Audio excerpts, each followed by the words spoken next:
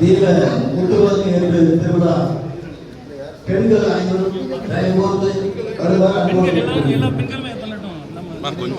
அனைத்து பெண்களும் அன்போடு கேட்டுக்கொள்கிறோம். மாண்புமிகு தமிழ்நாடு முதலமைச்சர் புரட்சி தளபதி விஜய் அவர்களின் போர்படை தளபதி கோவை மாவட்ட பொறுப்பு அமைச்சர் பிற்படுத்தப்பட்டோர் நலத்துறை அமைச்சர் மாண்புமிகு அப்படியே ஒளியேற்று திருவிழா அறிவு ஒளி ஏற்றும் திருவிழா அனைவருமே கேண்டில் அந்த மெழுகுவர்த்தி தரோம்.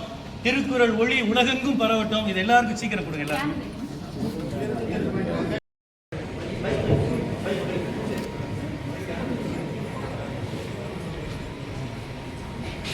எம்மொழிக்கும் மூத்தவனே தந்த எதிரணியிலும் கண்டு அஞ்சும் கலங்கரை விளக்கம் இனிய தமிழக தளபதியின் கொள்கை நெறிகளை உலகெங்கும் பறைசாற்றும் பண்பாளரே, தமிழக வெற்றிக் கழகத்தின் புகழ் வணக்கும் தலைவரின் அற்றமிழ் நாயகனே, இளையப்பவரே, எதிர்ப்புகளை கண்டு பின்வாங்கி விடாதே. நீ செய்வது சரியாக இருந்தும் எதிர்ப்புகள் வந்தால் அதுதான் வெற்றிக்கான அறிகுறியாக இன்றைக்கு தமிழகத்தினுடைய தளபதி மாட்சிமை உரிந்த முதலமைச்சர் அவர்களுடைய போர்படை தளபதியாக கோவை மாவட்டத்தின் பொறுப்பு அமைச்சராக பிற்படுத்தப்பட்டோர் நலத்துறை அமைச்சராக மாண்புமிகு வி சம்பத்குமார் அவர்களை வருக வருக என அன்போடு வரவேற்கின்றோம்.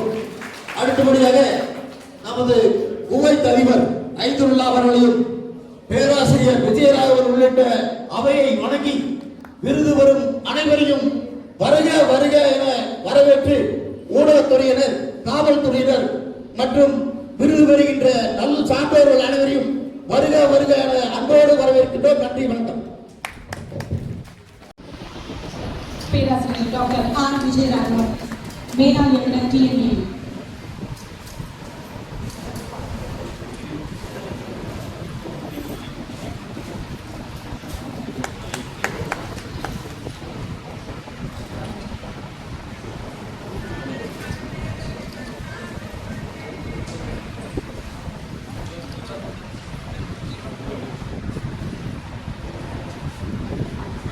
அடுத்ததாக திருக்குறள் ஆய்வுகளும் பொன்விழா மலர் வெளியீடு.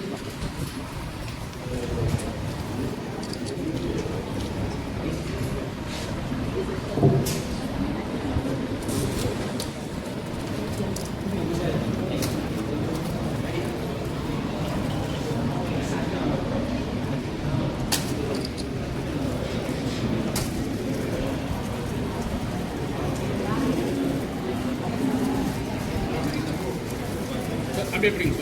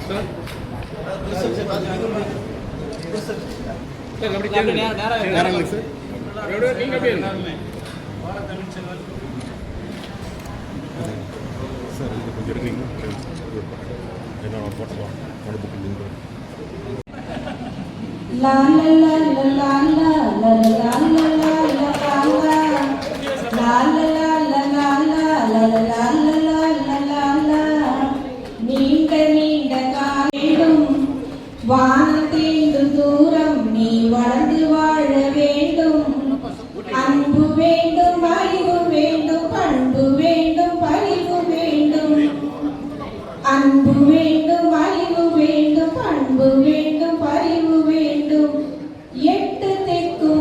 இறைவனுக்கு எண்ணிய எண்ணாக எழுதுவர் எண்ணிய திருநீராக வணங்கி போற்றுதலுக்கும் பாராட்டுதலுக்கும் உரிய முனைவர் ஐயா அப்பர் பாட்சா ஐயா அவர்களுடைய பொன்விழா சேவை சொல்லி இன்று நாம் குழுமி இருக்கிறோம். திருக்குறள் ஒன்றாக இணைத்திருக்கிறது. அவருடைய 50 ஆண்டுகால திருக்குறள் பணி என்பது போற்றத்தக்கது. அதனால்தான் அவருக்கு அரசாங்கம் திருக்குறள் விருது கொடுத்து சிறப்பித்திருக்கிறார்கள். ஒரு மனிதனுடைய பொது வாழ்க்கையில் 50 ஆண்டு என்பது சாதாரணமாக கடந்து செல்லும் ஆண்டல்ல. அந்த 50 ஆண்டில் திருக்குறளுக்காக தன்னை முழுமையாக அர்ப்பணித்துக் கொண்டு திருக்குறள் பணியை உலகம் முழுவதும் பரப்பிக் கொண்டிருக்கும் அந்த நல்ல உள்ளத்திற்கு அவருடைய பணி இன்னும் பல மாணவர்களை சென்றடைய வேண்டும் என்ற நோக்கத்தோடு எங்களுடைய all India book of record virtual யூனிவர்சிட்டியின் சார்பாக அவருக்கு மதிப்பூர் முனைவர் என்ற அந்த டாக்டரேட் விருதினை என்று உங்கள் அனைவருடைய கரவோசத்தோடு வழங்கி சிறப்பிக்கிறோம். அவர் பணிக்கு இந்த விருதுகள் அடிப்படை தான். அவர் இன்னும் கடந்து போற தூரமும் வாங்கக்கூடிய விருதுகளும் பல. ஒவ்வொரு விருது வாங்கும் போதும் நாம் அனைவரும் அவர் வாழ்த்துக் கொண்டே இருப்போம். அவருடைய உயர்வு நம்ம உயர்வாக பார்ப்போம் என்று கூறி இந்த விருதினை என்னோடு வழங்க கலைவாணி அவர்கள், சஞ்சயதாசன் அவர்கள், லிங்கன் அவர்கள் மேடைக்கு வருமாறு கேட்டுக்கொள்கிறேன்.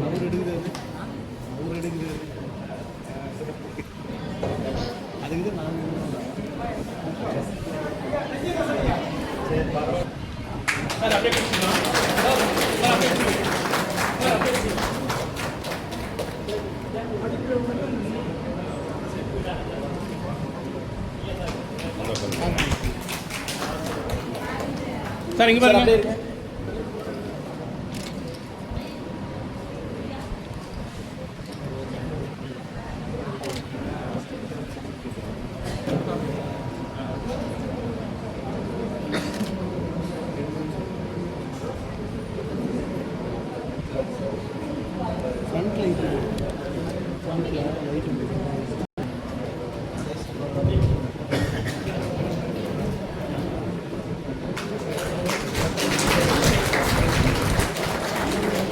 சார் கையில் பிடிங்க.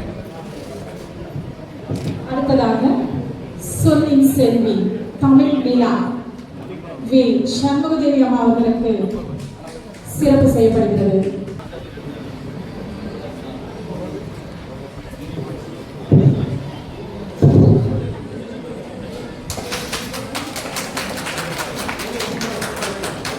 அதுக்குள்ள சார் அவசரப்படுங்க.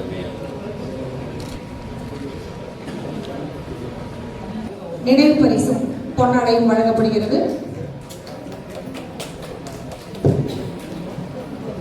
இப்பொழுது சிறப்பு பெறுபவர் பன்மொழி பேச்சாளர் முனைவர் லட்சுமி துர்கா அவர்கள் ஐவரலி ஐயா அவர்கள் நினைவு பரிசினை வழங்குகிறார்கள். வெண்ணிலா மன்றத்தினுடைய செயலர் ஐயா அவர்களுக்கு ஐவரலி ஐயா அவர்கள் நினைவு பரிசினை வழங்கி சிறப்பு செய்கிறார்கள். இவ்விழா சிறக்க முன்னின்று பணியாற்றியவர்களில் முதலானவர்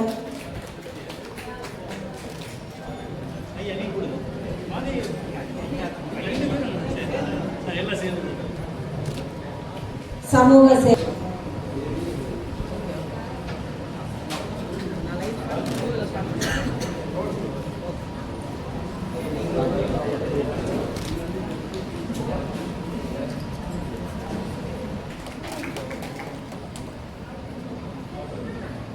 சார் அப்படியே பிடிங்க. இங்கே பாருங்க.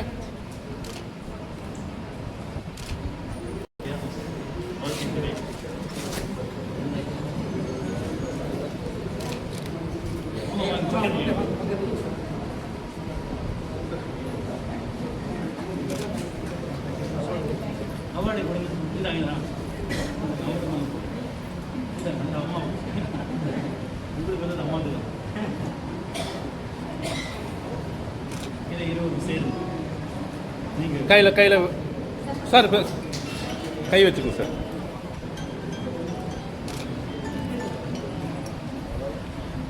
என்று மகாகவி பாரதி சும்மா சொல்லவில்லை. பல்வேறு உலக மொழிகளை கற்றறிந்த பின்னே சொன்னார் தமிழ் மொழியின் சிறப்பை. தமிழுக்கும் அமுதென்று பெயர் என்று பாவேந்தர் பாரதிதாசன் தமிழ் மொழியின் சிறப்பை சொன்னார். இப்படி தமிழ் மொழியின் சிறப்பை சொல்லாத கவிஞர்களே இல்லை என்று சொல்லலாம். எம் தாய்மொழியான தமிழ் மொழிக்கு முதல் வணக்கம்.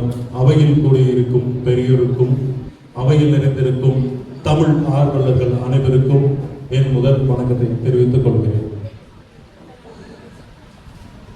திருக்குறள் ஆய்வுக் கழகம் பொன்விழா சிறப்பாக நடைபெற்றிருக்கு. அன்வர் பாஷா அவர்களுக்கு என்னுடைய இனிய பிறந்த நாள் நல்வாழ்த்துக்களை தெரிவிச்சுக்கிட்டோம். எல்லாரும் ஒரு கலத்தை கரவசம் பக்கல நல்லா கொடுக்கணும்.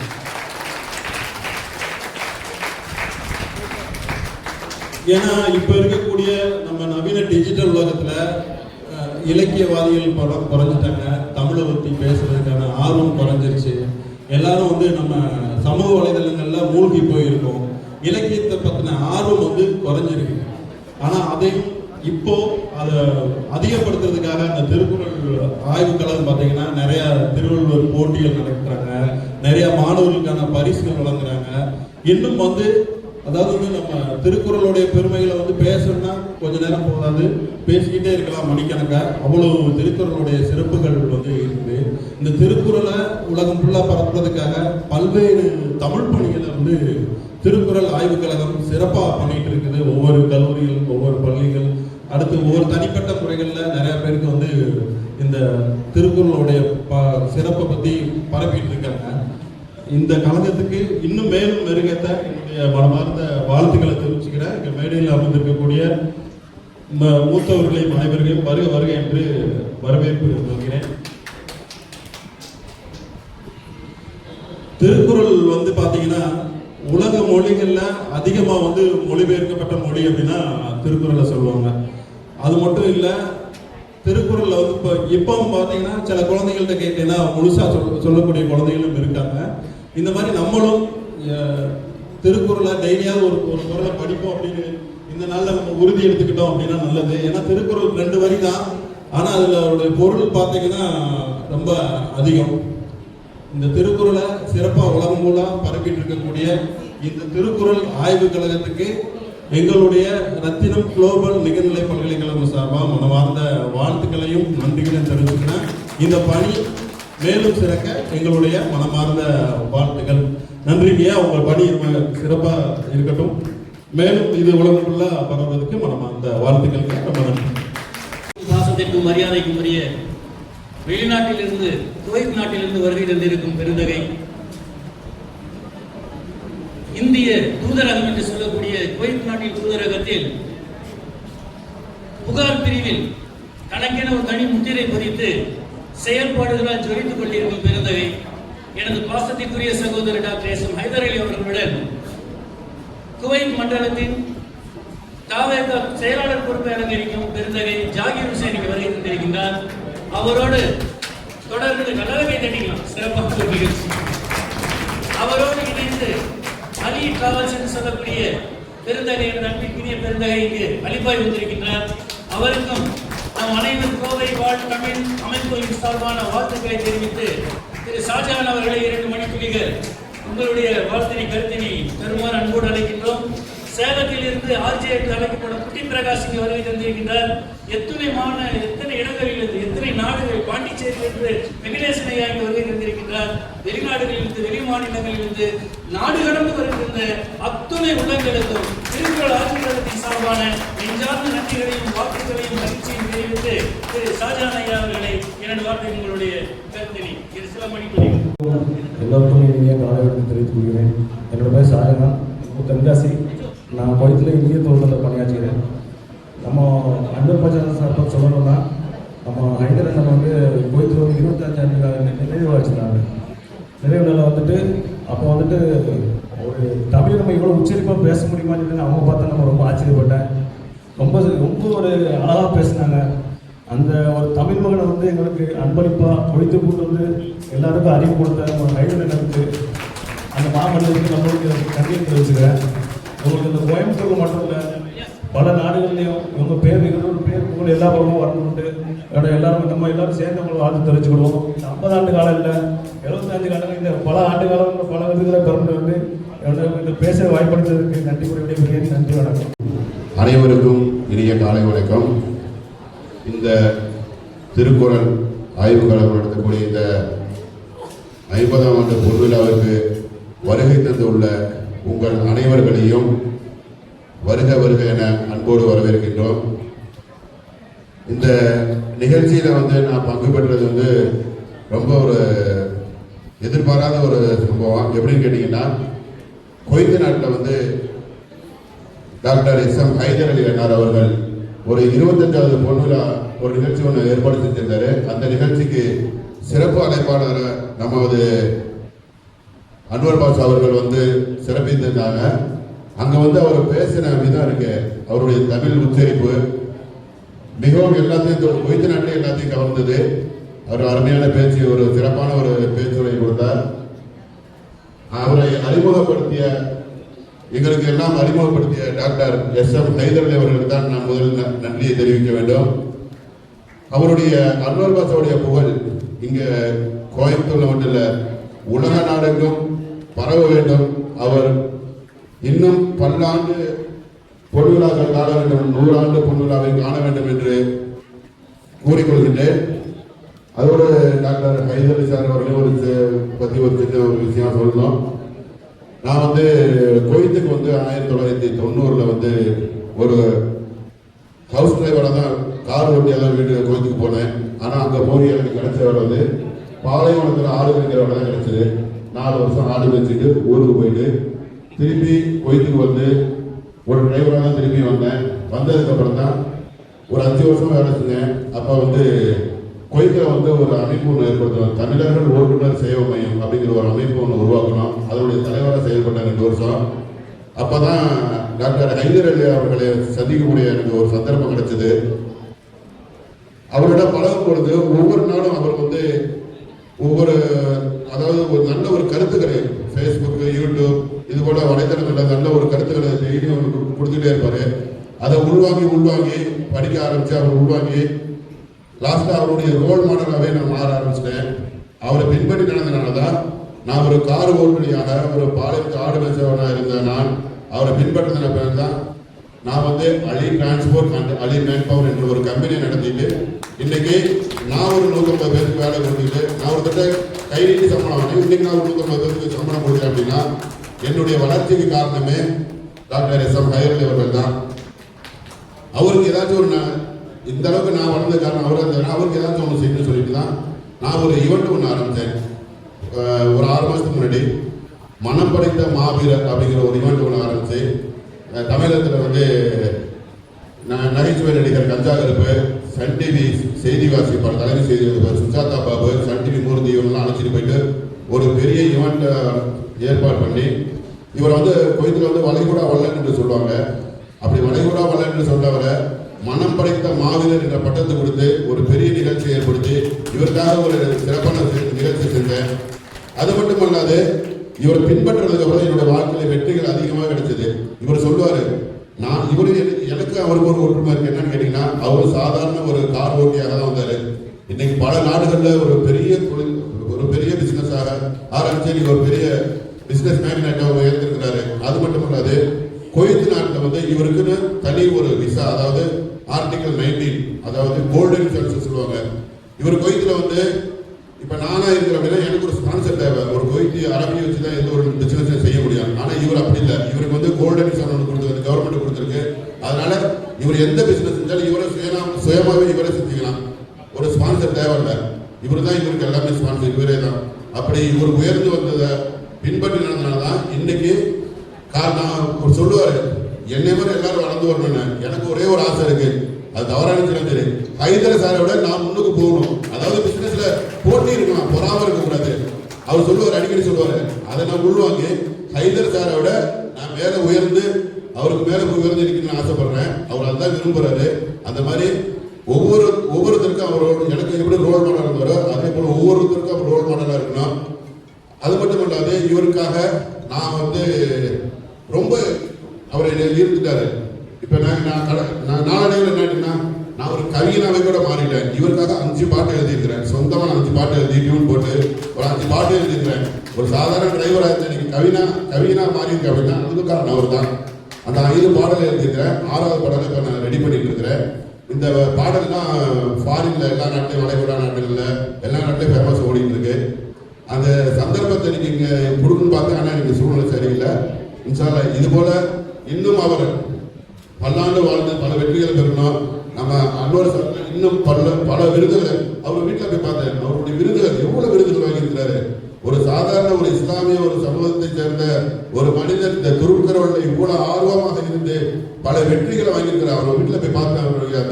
அவருடைய அந்த விருதுகள்லாம் பார்த்தேன். ரொம்ப ஆச்சரியமா இருக்கு. அதுபோல இன்னும் அவர் பல்லாண்டு வாழ்னா இன்னைக்கு அவருடைய பிறந்த நாள். இந்த பிறந்த நாளுக்காகவும் நான் வாழ்த்துக்கள் தெரிவிக்கிறேன். பல்லாண்டு 100 ஆண்டு வாழ வேண்டும் என்று எல்லா இறைவனை வேண்டி எனக்கு வாய்ப்பளித்து நன்றி கூறி விடைபெறுகின்றேன். அஸ்ஸலாமு அலைக்கும் வரஹ்மத்துல்லாஹி வபரகாத்துஹு. எல்லா புகழும் அல்லாஹ் ஒருவனுக்கே. வாழ்த்துக்களில் உங்களுடைய அன்பில் நனைகின்றேன். அன்பு உறவுகளே, உங்கள் இந்த அன்பான நிகழ்வில் நமது கோவை மாவட்ட ஜமாத்தை சேர்ந்த அமீர் அல்தா ஹாஜியார் அவர்கள் வருகை தந்திருக்கிறார். வாங்க, நீங்க 2 வார்த்தை பேசுங்க. வாங்க, வருக வாங்க வாங்க. உலக புதுமுறை திருக்குறளுக்கு விழா எடுத்துக் கொண்டிருக்கிற சுமார் 50 ஆண்டு காலமாக தொடர்ந்து அவர் செய்கிற பணிகளை பத்திரிகைகளில் மீடியாக்களில் பார்த்திருக்கிறோம். நாளெல்லாம் பொதுவாக்கள் இருந்தாலும் அன்வர் பாஷாவோடு போட்டி போட முடியாது.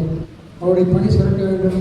இன்னும் பல்லாண்டுகள் வாழ்ந்து உலக பொதுமுறை குரலுக்கு பணி செய்ய வேண்டும் என்று நெஞ்சார பார்த்து வாய்ப்புக்கு நன்றி கூற அளிக்கிறேன். எங்கள் அன்புக்கும் பாசத்திற்கும் மரியாதைக்கும் உரிய என்றும் அனைவரின் கோவை வாழ் மக்களின் இதயத்தில் வாழ்ந்து கொண்டிருக்கும் வேளாண் பல்கலைக்கழகத்தை சேர்ந்த மேனாள் இயக்குனர் பேராசிரியர் மரியாதைக்குரிய டாக்டர் விஜயராகவன் ஐயா அவர்கள் தன்னுடைய வாழ்வுரையை வழங்க வருகை தருகிறார். ஐயா வருக, உங்கள் அன்பு வாழ்த்துரையை தருக.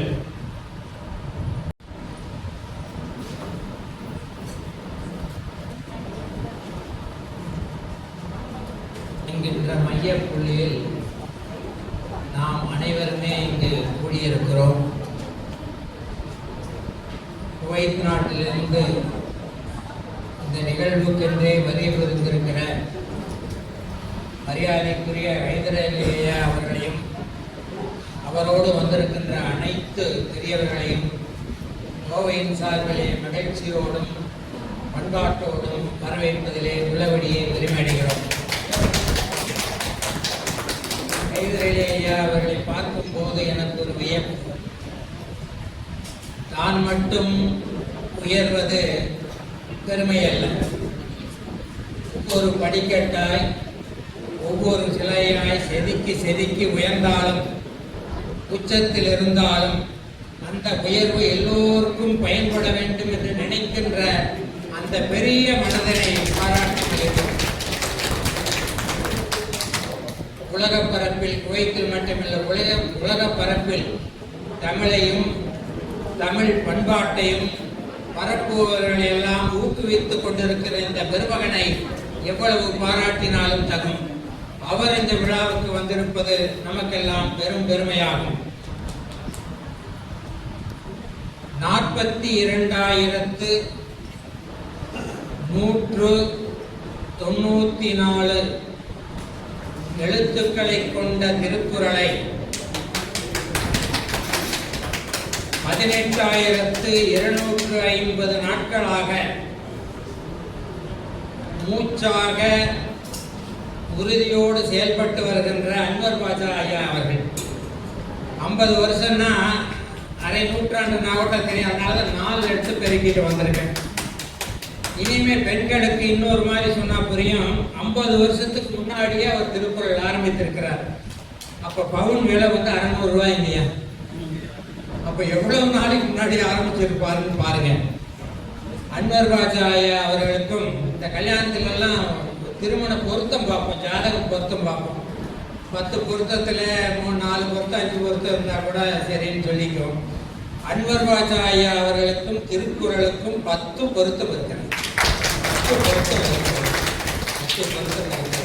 இந்த நல்ல நிகழ்வுக்கு மாண்புமிகு அமைச்சர் வருகை புரிந்தது எனக்கு கடைசி வரைக்குமே நம்பிக்கை இல்லை. ஏன்னா அவருக்கு இருக்கிற இந்த சூழ்நிலையில ஒரு அமைச்சர் வருகை புரிந்து திருக்குறளை தமிழை இவ்வளவு ஒரு ஆழமாக சொல்லி அடுத்த முயற்சி எடுக்க வேண்டும் என்று சொல்லியது இந்த நிகழ்ச்சிக்கு கிடைத்த பெரும் பெரும் பாக்கியம், பெரும் விதம். நாம் எல்லோரும் ஒரு திருக்குறள் குடும்பமாக தொடர்ந்து பணியாற்றுவோம். அன்வர் பாஜா ஐயா அவர்களை போன்ற பெரியவர்களை எல்லாம் நாம் போற்றி பாதுகாக்க வேண்டியது நம் ஒவ்வொருவருடைய கடமையாகும். இப்படிப்பட்ட ஒரு மகான் ஒரு அரை நூற்றாண்டு காலமாக திருக்குறளை அவர் திருக்குறளை படித்து சொல்லுவது மட்டுமல்ல, எப்படி சொல்லுகிறார் என்பதில் தான் நான் அவர்கிட்ட மயங்கிட்டேன். இந்த மயக்கமே அவர் சொல்லுகிற பாணி, அவர் சொல்லுகிற ஐம்புலன்களையும் உபயோகப்படுத்தி சொல்லுகிற பாணியை கேட்டாவே எனக்கு பெருமையாகவும் அப்பப்போ கொஞ்சம் பொறாமையாகவும் கூட இருக்குது. அவ்வளவு அழகாக அவருடைய வகுப்புகளுக்கெல்லாம் சென்றிருக்கிறோம். இந்த திருக்குறள் வகுப்புகளையெல்லாம் ஊக்குவித்துக் கொண்டிருக்கிற பள்ளி மேலாளர் எல்லாம் வந்திருக்கிறார்கள். எல்லாருமே கோவை மாவட்டத்திலே ரொம்ப உற்சாகமாக இருக்கிறார்கள். நிறைய அவருடைய மாணவர்கள் அவருடைய வகுப்பினை தொடர்ந்து செய்பவர்கள். இந்த முயற்சி தொடர்ந்து நடக்க வேண்டும். ஹைதர் ஐயா அவர்கள் எங்களுடைய எல்லா முயற்சிகளுக்கும் தொடர்ந்து ஊக்கமளிக்க வேண்டும் என்று பேரன்போடு கேட்டுக்கொண்டு அனைவருக்கும் வாழ்த்துக்களையும் வணக்கங்களையும் கூறி நிறைவு செய்கிறேன். வணக்கம். ஒருவர் பயன் தெரிவார் என்பார். 2000 ஆண்டுகளுக்கு முன்பு வள்ளுவர் பேராசான்.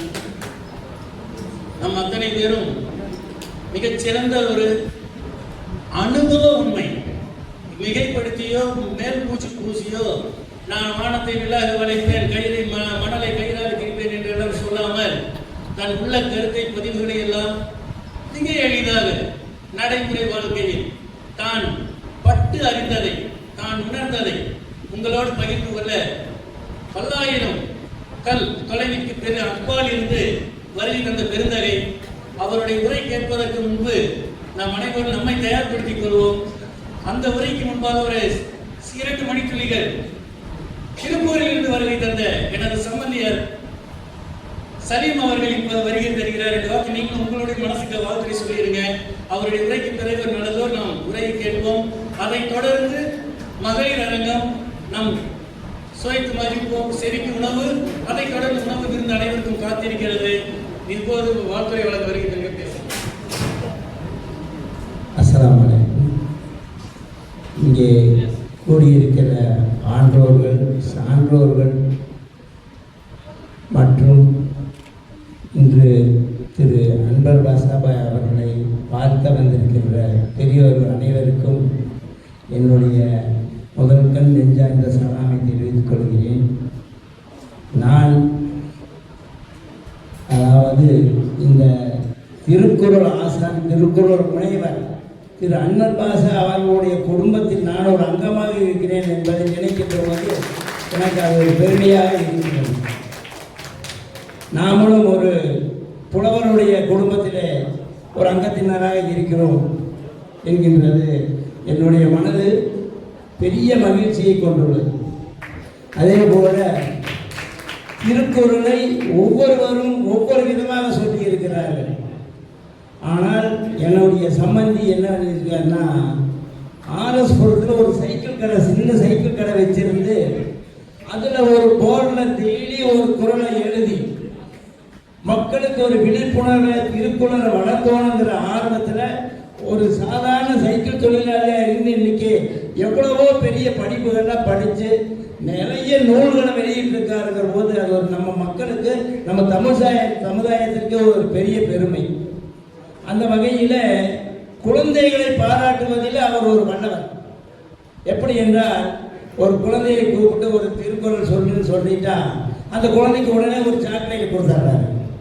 அப்போ அந்த குழந்தைக்கு என்ன ஆகுதுன்னா, ஆனால் நாளைக்கு இன்னொரு பொருளை படிச்சுட்டு போனால் இன்னொரு சாக்லேட் கிடைக்குமே அப்படிங்கிற ஒரு அந்த ஆர்வத்தை குழந்தைகளுக்கு ஊட்டி வளர்த்திருக்காரு. இப்படியெல்லாம் நினைக்கிற போது நம்மளும் இந்த குடும்பத்தில் இருக்கிறாங்கிறது ரொம்ப பெரிய சந்தோஷமாக இருக்குது. இதே போல இன்னும் மென்மேலும் அவருடைய 50 ஆண்டு கால பொன்விழா அல்ல, அவர் 100 ஆண்டு காலம் வாழ்ந்து இந்த தமிழுக்காகவும் திருக்குறளுக்காகவும் நிறைய உழைக்க வேண்டும், நிறைய புகழ் பெற வேண்டும், நிறைய கல்வியாளர்களை பெருக்க செய்ய வேண்டும். இவரால் இவரை போலவே இவரை விட அதிகமான ஒரு ஆற்றல் மிக்க மாணவர்களை இவர்கள் உருவாக்கி தருவார் என்கின்ற நல்ல நோக்கத்தோடு கூறி இந்த பெரிய வாய்ப்புக்கு கொடுத்ததற்காக நான் நன்றி கொள்கிறேன். அஸ்ஸலாமு அலைக்கும். நல்லவர்கள் அவர்கள் மனசில் சொன்னாங்க. நான் அந்த வார்த்தைகளை ஏற்றுக்கொள்கிறேன். எல்லா புகழும் இறைவனுக்கு தான். இங்கே துடிலூரில் தமிழ்ச்சங்கத்தை சேர்ந்த கலையரசனையா வருகை தந்திருக்கின்றார். அன்பு உறவுகள் இருப்பார் எல்லா ஊருக்கும். நம்ம ரூபி மெட்ரிக் பள்ளியினுடைய தாளாளர் பொறுப்பையும் முதல்வர் பொறுப்பையும் செயலாளர் பொறுப்பையும் கற்பூதியெல்லாம் வந்திருக்கிறாங்க. பிஎட் கல்லூரி என்று சொல்லக்கூடிய மகளிர் அரங்கத்தை சேர்ந்த அந்த மேடம் அவங்களாம் வந்திருக்காங்க. அடுத்த மகளிர் அரங்கம். ஐயா நீங்க கலையரசனையா 2 வார்த்தை வாங்க, நீங்கள் வாழ்த்திருங்க. உங்க வாழ்த்து தொடர்ந்து டி பிரகாஷ் வருகை தந்திருக்கிறார். அவர் இந்த வார்த்தை பேசுறதுக்கப்புறம் அவரோட பேச்சு கேட்கலாம். ஏன்னா அந்த புத்திரிகை அவரும் வாங்கியிருக்காங்க. நல்ல கருத்துக்கள் வெறும் 58 வயசு தான் அவருக்கு. கொஞ்சம் நடவடிக்கை பார்க்க நினைக்காதீங்க. 58 தான் சொன்னேன். அது வந்துட்டு அவருடைய உடலுக்கு அல்ல, மனசுக்கு. உடலுக்கு வந்து 85 வயசா இருக்குங்க. அவர் பாருங்க எப்படி இருக்கிறாரு.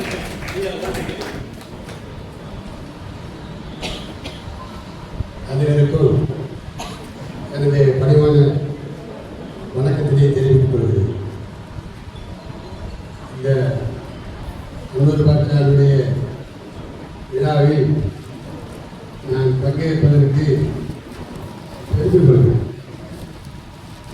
வேறு எது அறம் என்று மணிமேகலையிலே சீத்தலை சாத்தனார் சொல்கிறேன். எது அறம்? அறம் எனப்படுவது யாதென்று கேட்பேன். வரவாது இதுவே மண்ணு இருக்கலாம் உண்டையும் உடையும் முறையும் அல்லது நன்றில் அறம் எனப்படுவது யாதென்று கேட்பேன். மறவாது இதுக்கே மண்ணு இருக்கலாம். அதாவது உண்டி கொடுப்பது, உணவு கொடுப்பது, உடை கொடுப்பது, குறைவுரை கொடுப்பது, இது மட்டுமே அறம் என்று மனிதர்களையும் சீர்திருத்தலை சாத்தனர் சொல்லுகிறார். இல்லை இல்லை, இதோ வேறு அறங்கள் இருக்கின்றன என்று உறுதி கொடுக்கிறார்கள், கண்தானம் கொடுக்கிறார்கள், உடல் உறுப்பு தானம் கொடுக்கிறார்கள். அதை விட இல்லை இல்லை வேறு ஒரு அறம் இருக்கிறது என்று அன்வர் பாட்சா திருக்குறளை கையில் எடுத்து இந்த உலகத்துக்கெல்லாம் விடுதலை கொடுக்கிறார். இது பெரிய அறம், இதற்கு சாதாரண அறம் அல்ல. நூல் எழுதினாரு. அதாவது அந்த உரை எழுதி தான் கொஞ்சம் ஒரு 2-3 பக்கம் நான் பார்த்தேன். பிரமாதமாக எழுதியிருக்காரு. மூவா எழுதுற இடத்துல அன்வர் பாட்சா வந்து உட்கார்ந்தார். மூவாவுக்கு பிழை ஆயிட்டார். அவர் இந்த நூல் வெளியிடுறதுனால அவருக்கெல்லாம் என்னுடைய பாராட்டி வாழ்த்தி சொல்லி அவர் மேலும் அவருடைய எல்லா வகையிலும் இந்த வாழ்க்கையில உயர வேண்டும். நிறைய உயர்ந்துட்டார். இப்பவே அவர் திருவள்ளுவர் விருது வாங்கியிருக்காரு. இந்த தமிழக அரசில் அப்படி போட்டிருக்காங்க.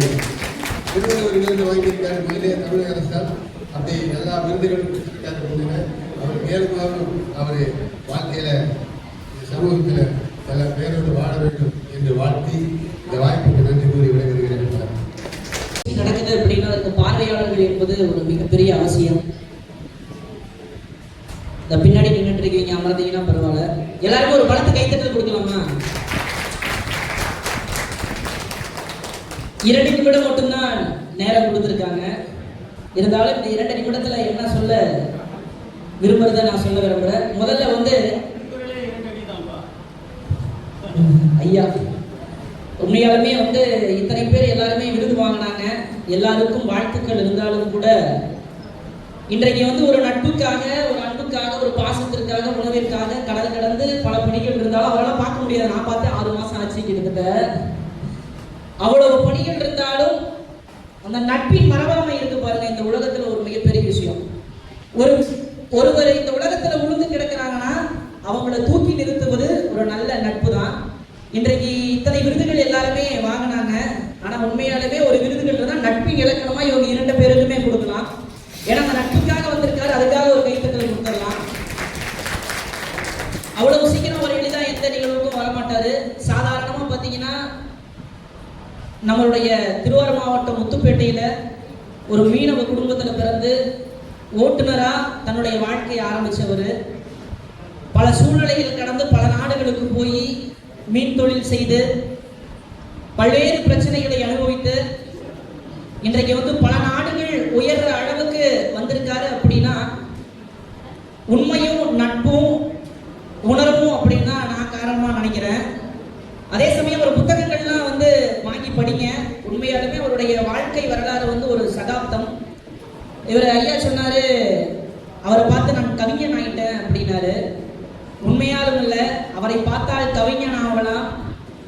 அவரை பார்த்தால் எழுத்தாளர் ஆகலாம், அவரை பார்த்தால் இயக்குனர் ஆகலாம்.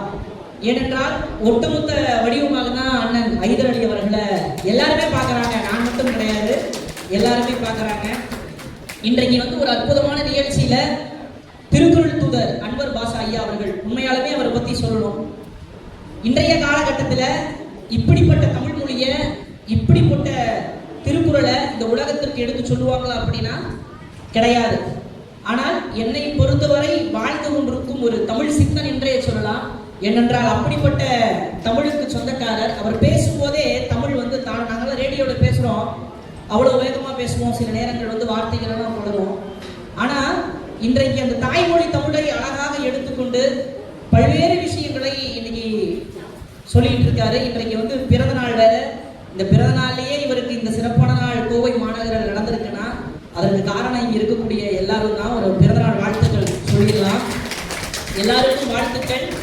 மீண்டும் மீண்டும் சொல்றேன், நம்ம ஓடிக்கிட்டே இருக்கோம், வாழ்க்கையில ஓடணும், ஓடிக்கிட்டே இருக்கணும். திரும்பி பார்க்கும்போது நீங்க என்னதான் சம்பாதிச்சாலும் சரி, நல்ல நண்பர்களையும் நல்ல மனிதர்களையும் நீங்க சம்பாதிச்சா நீங்க தான் இந்த உலகத்தில் மிகப்பெரிய ஜாம்பவான்கள். எல்லாருக்கும் நன்றி. 2 நிமிடங்கள் தான் கொடுத்ததுனால ஒரே ஒரு விஷயத்தை மட்டும் நான் அழுத்தமா பதிவு செய்ய விரும்புகிறேன். இது என்னை பொறுத்த வரைக்கும் இந்த 50வது ஆண்டு பொன்விழா கிடையாது. இன்னும் 100 ஆண்டுகள், 150 ஆண்டுகள் உங்கள் தலைமுறை கடந்து தொடர வேண்டும் இந்த தமிழ் பணி. என்னுடைய பண்பலையின் சார்பாக அன்பு கிடந்த வாழ்த்துக்கள். அதே மாதிரி என்ன அப்படின்னா, நட்புக்கு மகத்துவம் அப்படின்னா ஒரு சிலரை பார்த்து கற்றுக்கலாம். இன்னைக்கு நம்ம குவைத்திலிருந்து வருகை தந்திருக்கிறார் தமிழக வெற்றி கழகத்தை சார்ந்த அன்பு அண்ணன். அப்புறமேட்டு நம்மளுடைய ஷாஜகான் அண்ணன் தென்காசி இந்திய தூதரகத்தில் பணிபுரிபவர் அலிபாய் அண்ணன் அவர்கள் எல்லாம் வந்திருக்கிறார்கள். உண்மையாலுமே இந்த கோவை மாநகரில் நடக்கக்கூடிய இந்த நிகழ்வு ஒரு பிரம்மாண்டமான நிகழ்வு. விருது பெற்ற அனைவருக்கும் வாழ்த்துக்கள். அதே சமயம் அன்வர் பாஷா ஐயாவுக்கு வந்து எல்லாத்துக்கும் பின்னாடி ஒருத்தர் இருப்பாங்க அப்படின்னு சொல்லுவாங்க. அவருக்கு நண்பர்கள் இருந்தாலும் எல்லாருமே இருந்தாலும் அவருடைய வெற்றிக்கு இன்றும் துணையாக நிற்கக்கூடிய அவருடைய மனைவிக்கும் ஒரு கைத்தட்டல் கொடுத்துருங்க.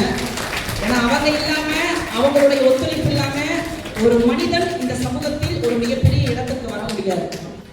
நல்ல இடத்துல நல்லா இருக்கு, இல்லறத்துலயும் நல்லா இருக்கும் அப்படின்னு சொல்லுவாங்க. அம்மா ஒரு நிமிடம் எந்திரிச்சு இல்லைங்கம்மா, நிறைய பேர் தெரியாது உங்களை. நானே சொல்லிட்டு பார்த்தேன். உண்மையாலுமே வாழ்த்துக்கள். அதே சமயம் அவர்களுடைய குடும்பத்திற்கும் அவருடைய மகன்களுக்கும் என்னுடைய சார்பாக வாழ்த்துக்கள்.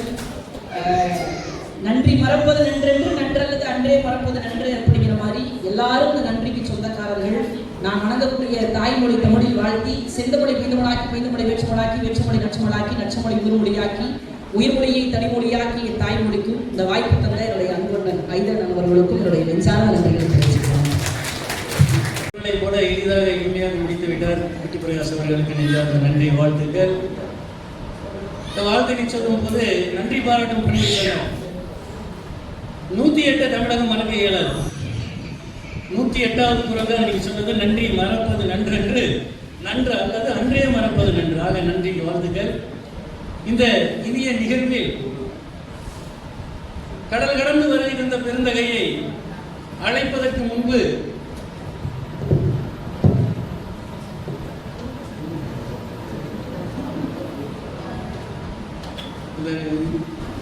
இந்த பெருந்தகையை பற்றி சொல்வதற்கு முன்பு அவரோடு உடன் வந்திருக்கிற ஜாகீர் ஹுசேன் வந்திருக்கின்றார். அவரும் சில வார்த்தைகள் உங்களுடைய உள்ள கருத்தை வாங்க வாழ்த்திருங்க. அந்த நண்பர் நீங்கள், அந்த பொண்ணு நீங்கள் அனைவருக்கும் வணக்கம். இங்கே வந்திருக்கக்கூடிய அனைத்து பிரிவுகளுக்கும் தாய்மார்களுக்கும் தமிழக வெற்றி கழகத்தின் தளபதி எங்கள் அன்பர்கள் தமிழ்நாட்டின் முதலமைச்சர் ஜி ஜோசப் அவர்கள் சார்பாக வாழ்த்துக்களை தெரிவித்துக் கொள்கிறேன். இப்போ நான் இங்கே கோயம்புத்தூருக்கு வந்தேன். நேற்று நம்ம எஸ்எம் ஹைதர் சார் கூப்பிட்டாங்க கோயத்திலிருந்து. இனிமையான மனிதரை சந்திக்கிற வேண்டிய தருணத்தை எனக்கு கொடுத்துருக்காங்க. சூப்பரான மனிதர் அன்வர் பாஷா அவர்கள். அவர் வீட்டு உள்ள ரூமில் எங்களை கூட்டி போய் காமிச்சாரு. அவரது அவார்டுகள், அவ்வளோ திருக்குறள் எல்லாமே வச்சிருக்காரு அவர் வீட்டு உள்ள. அனிமையான மனிதன், நல்ல ஒரு எல்லாத்துக்கூடயும் இனிமையாக பேசக்கூடியவர். அவரை நான் சந்திச்சது ரொம்ப நான் மகிழ்ச்சி அடைகிறேன். அந்த சந்திப்பை எனக்கு கொடுத்த எஸ்எம் ஹைதர் சார் அவர்களுக்கு மிக்க நன்றியை தெரிவித்துக் கொண்டு என்னுடைய உரையை நான் வாங்க 2 வாரத்தை நீங்களும். ஏன்னா அங்கிருந்து பரிதவிச்சுட்டு இருக்கிறாரு. நான் வாழ்த்த வேண்டாமா, நான் வாழ்த்த வேண்டாமா, வாங்க நீங்களும் சீக்கிரம். அதே போலவே இரண்டடி வேந்தனுக்கு 2 விஷயம் சொல்ல விரும்புகிறேன். உங்களுக்கெல்லாம் தெரியுமான்னு தெரியல. இவர் வாலிப வயசுல மிஸ்டர் கோயம்புத்தூர், அந்த வயசுக்கு இது அழகு. 50 வயசுல திருவள்ளுவர் விருது, இந்த வயசுக்கு இது அழகு. நனைகள் யானையால் யானையார் தட்டு என்பான் வள்ளுவர் பேராசர். நன்றி ஐயா உங்களுக்கும். இது முத்தமிழ் கவிஞர் 2 வாரம் நினைக்கிறேன். முத்தமிழ் கவிஞர் திரு வே. குமாரசாமி அவர்கள். சிவா திருச்சிற்றம்பலம். சொட்டுனை வேதியன் சோதிவானவன் பொட்டுனை திருந்தடி பொருந்த கைத்தொழ கட்டுனை பூட்டியோர் கடலில் பாய்ச்சினோ நட்டுணையாவது நமச்சிவாயவே. நாவுக்கரசு பெருமானுடைய தேவாரத்தை இசைத்து இன்று பிறந்த நாள் காணுகின்ற தெற்கிலிருந்து தவழ்ந்து வீசுகின்ற தென்றல் காற்றையும், வடக்கிலிருந்து வந்து வீசுகின்ற வாடை காற்றையும், கிழக்கிலிருந்து குவிந்து வீசுகின்ற கொண்டல் காற்றையும், மேற்கிலிருந்து நடை வீசுகின்ற கோடை காற்றையும் வாங்கி இந்த திருக்குறள் அறப்பணிக்காக 50 ஆண்டுகள் தன் வாழ்நாளை முழுவதும் அர்ப்பணித்திருக்கின்ற முனைவர் மூக்க அன்பர் பாச ஐயா அவர்களுக்கு என் இணைய பிறந்த நாள் வாழ்த்துக்களை முதலிலே தெரிவித்துக் கொள்கின்றேன். ஐயா அவர்களே, 2 நிமிடம் என்று சொன்னால், இந்த கொங்கு நாடு மண்டபம் தான் திருக்குறளுடைய ஓலையை இந்த உலகத்துக்கு அர்ப்பணித்த கோவை. இதை விரிவாக பேச வேண்டும் என்றால் 1 மணி நேரம் ஆகும். எங்கள் ஊரை சார்ந்த ஐயா அவர்களுக்கு தெரியும். திருக்குறளிலே ஆலங்கால் பட்ட ஈசு சுந்தரமூர்த்தி ஐயா அவர்களுக்கு போன வாரம் தான் இங்கே அமர்ந்திருக்கின்ற ஒருங்கிணைப்பாளர்கள் எல்லாம் நுழைந்து அஞ்சலி கூட்டத்தை சிறப்பித்து நடத்தினோம். செம்மொழியினுடைய உலக செம்மொழியினுடைய துணையாளராக இருந்து திருக்குறளுக்கு எவ்வளவோ சிறப்பு செய்த அந்த சொந்தக்காரர் இந்த மண்ணின் மைந்தர் என்பதை சொல்லி, அதேபோல் இங்கே குழுமி இருக்கின்ற அத்தனை எல்லா உள்ளங்களுக்கும் என்னுடைய மனமார்ந்த வாழ்த்துக்களை சொல்லி, இந்த மேடைக்கு எனக்கு நல்ல வாய்ப்பை தந்த என்னுடைய பள்ளி தோழர் மரியாதைக்குரிய துரைசாமி ஐயா அவர்களுடைய பொன்பட திருப்பாதங்களை தொட்டு வணங்கி நன்றியை தெரிவித்துக் கொள்கிறேன். நன்றி, வணக்கம். கோவை பொறுப்பாளர் பொறுப்பை அலங்கரிக்கும் சாகுநமை ஐயா வந்திருக்கின்றார். ஐயா வாங்க, நீங்கள் 2 மணிக்கு வந்து. அஸ்ஸலாமு அலைக்கும். இறைவனுடைய சாந்தியும் சமாதானமும் நம் அனைவர் மீதும் உண்டாகட்டும். இங்கே ஒரு சிறப்பு மிக்க நிகழ்ச்சி. கிட்டத்தட்ட 50 வருட காலமாக திருக்குறள் என்ற சபையிலே ஒரு ஆசான் ஒரு 50 வருட காலம் எந்த ஒரு அடிப்படையிலாம் எங்களுடைய சமுதாயத்தில் பூத்த மலர், எங்கள் சமுதாயத்தினுடைய குல விளக்கு, எங்கள் சமுதாயத்தினுடைய சொத்து. அவர் சார்ந்திருந்த மொழிகள் எங்களுடைய சமுதாயத்திலேயே மொழி இருந்தாலும் இந்த தமிழை பார்ப்பதில் எங்களுக்கு ஒரு ஆச்சரியம். தமிழ் இவரிடந்து விளையாட வேண்டும், தமிழை இவரிடந்து கற்றுக்கொள்ள வேண்டும். நாங்கள் எந்த நிகழ்ச்சி, குடும்ப நிகழ்ச்சிக்கு கூட அழைப்போம். ஆனால் சாரி, நான் திருக்குறள் நிகழ்ச்சிக்கு இந்த ஊருக்கு போயினேன், இந்த ஊருக்கு சரியே என்று சொல்லி அநேக குடும்ப நிகழ்ச்சியும் கூட தவிர்த்திருக்கின்றனர். அந்த அளவுக்கு திருக்குறள் மேலே பற்றல் கொண்ட ஆசான் பெருமகானே, இன்று உனக்கு பிறந்த நாள். வாழ்க நீ 150 காலம் வாழ்ந்து இந்த திருக்குறளை எல்லா மக்களுக்கும் கொண்டு போய் சேர்த்து உன்னை விட அதிகமாக கொண்டு போக வேண்டும் என்று நான் வாழ்த்துக்களை சொல்லி, காலையில் 9 மணிக்கு நான் இந்த நிகழ்ச்சிக்கு வர வேண்டும் என்பது கொண்டிருந்தேன். எங்களுடைய தேசிய தலைவர் பெருமதிப்புக்குரிய கண்ணியத்திற்குரிய காலம் மீது அவர்கள், நான் இந்த மாதிரி அப்பருடைய திருக்குறள் ஆசான் அவருடைய நிகழ்ச்சிக்கு செல்வேன் என்று சொன்னேன். உடனே செல்லுங்கள், அவருக்கு என்னுடைய வார்த்தையும் சொல்லுங்கள் என்று அன்பை கட்டளையிட்டார். நான் தேசிய தலைவர் காதல் கோயில் சார்பாகவும் அவருக்கு காரணத்தினால் வாழ்த்துக்களை தெரிவித்துக் கொள்கின்றேன். இங்கு வந்து பார்க்கும் பொழுது மிகச்சிறப்பான நிகழ்ச்சி. வெளிநாட்டு அறிஞர் பெருமக்கள், வெளிநாட்டர்கள், உண்மை உழைப்பும் உயர்வும் என்ற சொந்தக்காரர்கள் அத்தனை பேரும் இருக்கின்றீர்கள். உண்மையிலே வாழ்த்துகிறேன். உங்களை போன்ற நல்புள்ளங்களுக்கு நன்றி நன்றி என்று சொல்லி வாழ்த்தி விடைபெறுகிறேன். அஸ்ஸலாமு அலைக்கும்.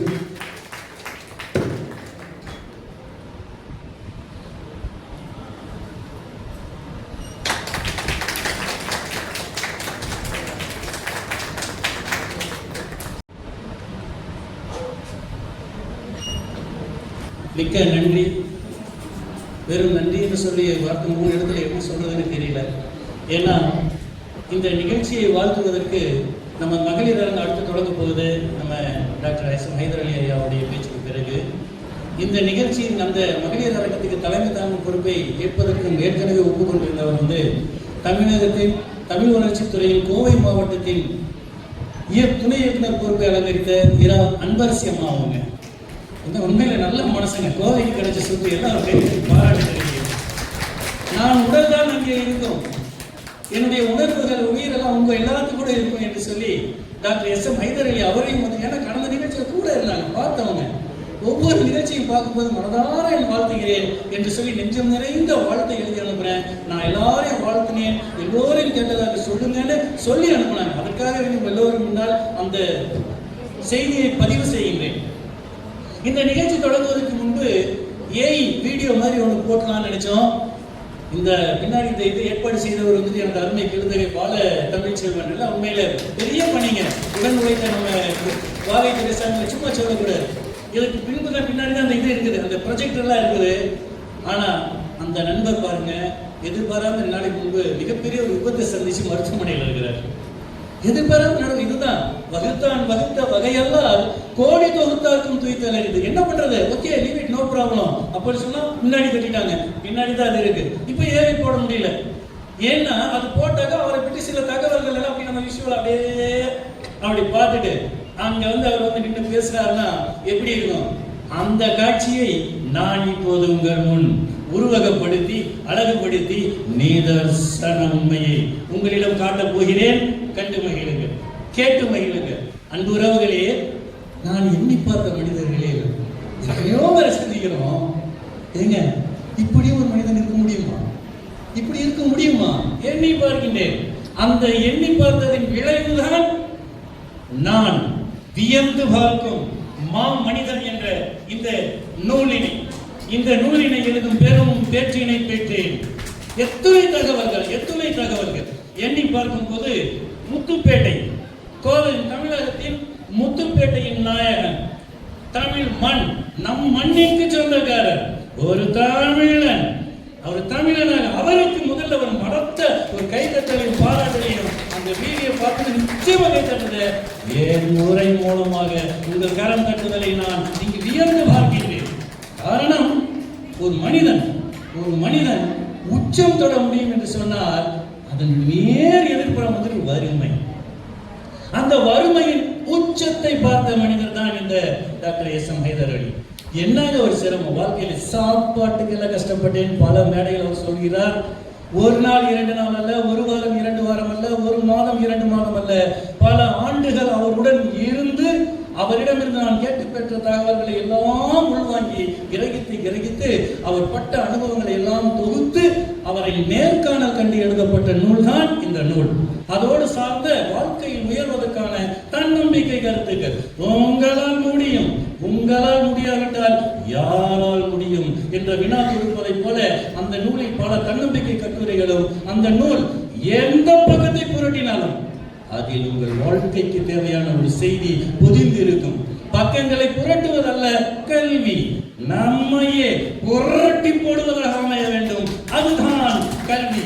அந்த வகையில் நல்ல வருது திருக்குறள் உரை மலர் என்ற நூலை வெளியிட்டிருக்கிறோம். அந்த மனிதர் அந்த சிரமப்பட்ட அந்த காலகட்டத்தில் வாழ்க்கையில சிரமம் எல்லாருக்கும் வரும், கஷ்டம் எல்லாருக்கும் வரும். மவனே, இப்படியே நான் சாவதற்காக பிறந்தேன் இல்லை, இந்த உலகம் என்னை திரும்பி பார்க்க வேண்டும், இந்த உலகில் என் மோகத்திற்கு ஒரு முகவரி ஏற்படுத்த வேண்டும் என்ற அசைக்க முடியாத வைரம் பாய்ச்சிய எண்ணம் போல கொழுந்து விட்டு எரியக்கூடிய நெருப்புக்கு சொந்தக்காரரானார். கிட்டத்தட்ட 30 ஆண்டுகளுக்கு முன்பு, அந்த 30 ஆண்டுகளுக்கு முன்பு அவரது பயணம் தான் வெளிநாட்டை நோக்கி, கத்தார் நாட்டை நோக்கி. தம்பி சொன்னாரே, அது உண்மை.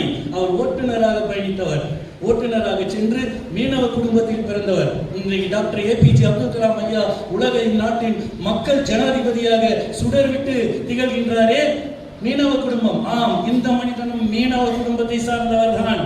தன்னுடைய அந்த சிரமத்தை, அந்த வறுமையை துடை தெரிய வேண்டும், பல பேரையும் வளமிக்கவர்களாக மாற்ற வேண்டும் என்ற எண்ணத்தை மட்டும் ஏந்தி கொண்டு வெளிநாடு கத்தார் சென்றவர் தான். அந்த நாட்டிலிருந்து அவர் ஏகப்பட்ட ஒருத்தரை போய் சந்திச்சிருக்கார் ஒரு வேலைக்கு. அந்த வேலைக்கு போன இடத்துல என்ன கேட்டாருன்னா, ஒரு வீட்டு வேலைக்கு ஆள் இருக்கு, வீட்டு டிரைவர் இருக்காருலாம், வீட்டில் கட்டுண்டு இருப்பாருன்னு கேட்டாங்க. வேண்டாங்க ஐயா, நான் வீட்டு வேலை செய்யறதுக்கு நான் வரல, நான் வந்து எனக்கு ஓட்டுநர் பணி வேணும்னு வந்தேன். அந்த மனிதர் தான் ஒரு குறிப்பிட்ட ஆண்டுகளுக்கு பிறகு, சில ஆண்டுகளுக்கு முன்பு குவைத் நாட்டில் உலக நாட்டு தொழிலதிபர்களை தேர்வு செய்யறாங்க. அந்த 6 பேர்ல ஒருத்தர் பக்கத்துல இருக்காரு, நம்ம டாக்டர் சுமார்.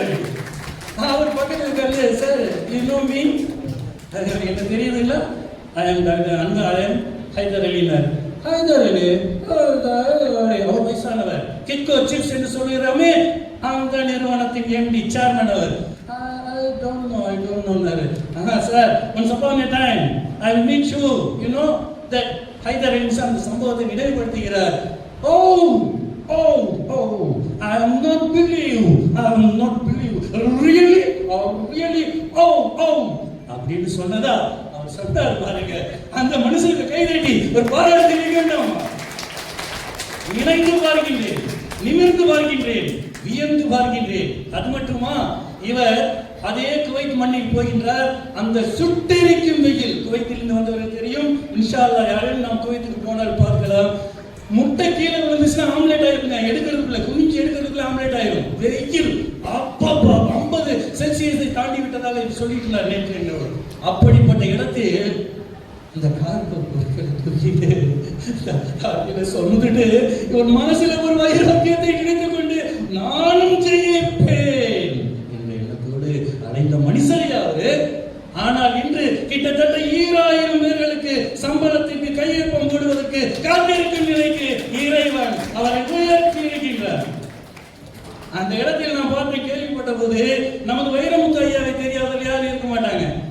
அவர் வருகிறார் என்று சொல்லி அவரை பார்ப்பதற்காக 5 ரூபாய் 50 ரூபாய் நம்ம சொன்னார். இந்த பணத்தினர் கொடுத்தாதான் வந்துட்டு அவரை பார்க்க முடியும், கையொப்பம் வாங்க முடியும்னு சொன்னாங்களாமா. பாருங்க, அதை வந்து உடனே அவருக்கு கிடைச்சதே 40 ரூபாய் 50 ரூபாய், அதை கொடுத்து உடனே கையெழுத்து வாங்க போறேன்னு நின்று வரிசையில் போய் மேடை இருக்கிறது, மேடைக்கு கீழே வரிசையில் கை கட்டி நின்றுட்டு இருக்கிறார். அந்த மனிதர் தான் இப்ப அவரை பார்க்கறதுக்கு அப்பாயின்மெண்ட் ஆர்டர் வாங்கணும். அவர்கிட்ட அப்பாயின்மெண்ட் ஆர்டர் மட்டும் இல்லை, அவர்கிட்ட செல்ஃபி எடுத்துக்கிறதுக்கு அப்பாயின்மெண்ட் பல பேர் நிற்கிறாங்க. அவர்கிட்ட பார்க்க மாட்டாங்கன்னு கேட்கிற அளவுக்கு பல பேர் அந்த நாட்டிலேயே, குவைத் நாட்டில் இன்று இந்தியாவில் மட்டுமல்ல யார் வந்து காலடி வைத்தாலும் அவருடைய ஸ்பான்சர் இல்லாமல், அவருடைய வாழ்த்து இல்லாமல், அவரை சந்தேகிக்காமல் அந்த நாட்டுக்கு போயிட்டு வர முடியாத அளவிற்கு உயர்ந்திருக்கிறார் என்று சொன்னால் அது இறைவன் கொடுத்த வரம். இறைவனுக்கு நன்றி பாராட்டுவதுதான் அவருடைய முதல் பண்பு. ஐயா, உங்கள் வருகையை நான் ரொம்ப மனதார திருக்குறள் ஆய்வு கழகத்தின் சார்பாக உவந்து அனைத்து தமிழ் அமைப்புகளின் சார்பாக எங்களின் வாழ்த்துக்களையும் நன்றியையும் பாராட்டையும் பெருமிதமாக உரித்தாக்கி மகிழ்வதில் இந்த காட்சியை ஏவியாக செய்வதை நானே செய்துவிட்டேன். அந்த வாழ்த்தோடு அவர் உரை வழங்கி வருகின்றார். அவருக்கு இடம் விட்டு இந்த இடத்திலிருந்து நான் விலகிக் கொள்கின்றேன். ஐயா வருக, உங்கள் சிறப்பான உரை தருக என்று அழைக்கின்றேன். வாருங்கள்.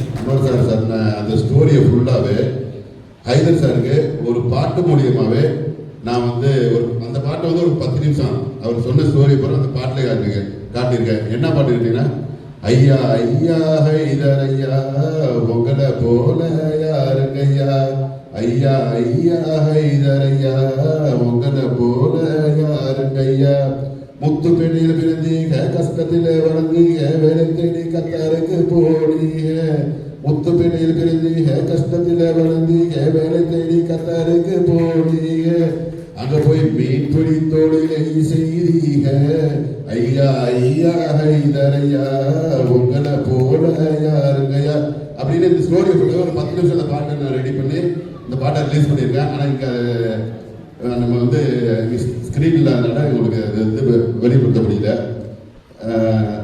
இந்த எனக்கு ஒரு சான்ஸ் கொடுத்த ஹைதர் சாருக்கு ரொம்ப நன்றி. வணக்கம். இயல்பாக நம்ம குடத்தில் விதைச்சிட்டாரு. எண்ணம் போல்தான் வாழ்க்கை, நீ எதை எண்ணுகிறாயோ அதுவாக மாறுகின்றாய்.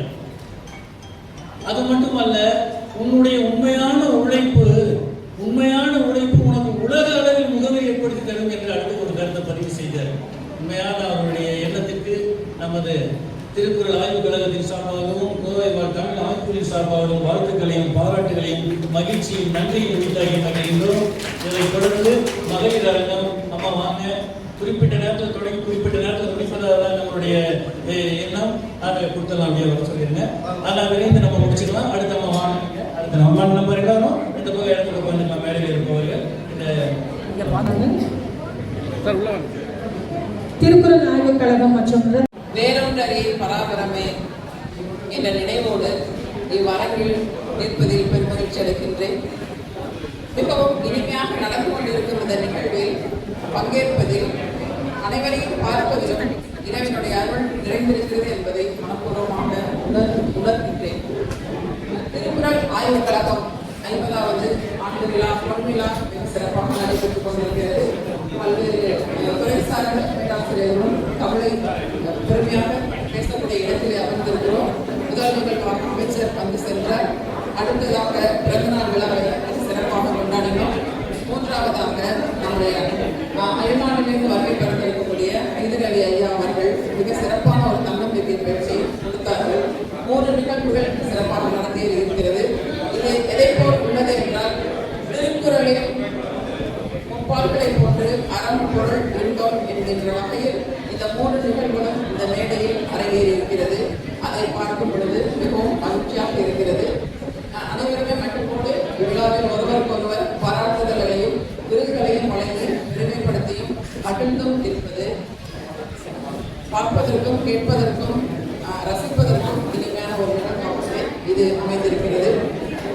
இங்கே பேசுவதற்காக அழைப்பை விடுத்த நமது திருக்குறள் செல்வர் என்ன விருது வழங்கினாலும் தகுதியாக உடைய நம்மளுடைய மோகா அன்வர் பாட்சா ஐயா அவர்களுக்கு எனது வணக்கத்தினையும் நன்றியையும் தெரிவித்துக் கொள்கின்றேன். ஏனெனில் சான்றோர்கள் நிறைந்த அவையில் பேசுவதற்கு ஒரு வாய்ப்பை கொடுத்து அதற்கான நேரத்தையும் ஒதுக்கி கொடுத்ததற்காக நன்றியையும் வணக்கத்தையும் தெரிவித்துக் கொள்கின்றேன். மற்றுமாக வந்திருக்கக்கூடிய அனைவருக்கும் எனது வணக்கத்தினை தெரிவித்துக் கொண்டு இந்த மகளிர் அரங்கினை ஆரம்பிக்கின்றோம்.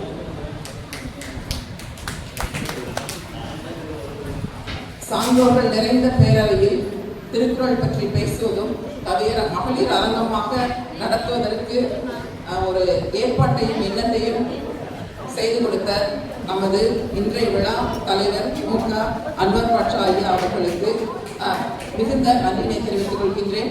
ஏனெனில் இவ்வளவு பெரிய விழாவில் பொன்விழா காணக்கூடிய இந்த நேரத்தில் மகளிருக்கென ஒரு அரங்கை ஏற்படுத்தி கொடுத்ததற்காக ஒரு சிறப்பாக ஒரு பாராட்டுதலையும் நன்றியையும் தெரிவித்துக் கொள்கின்றேன்.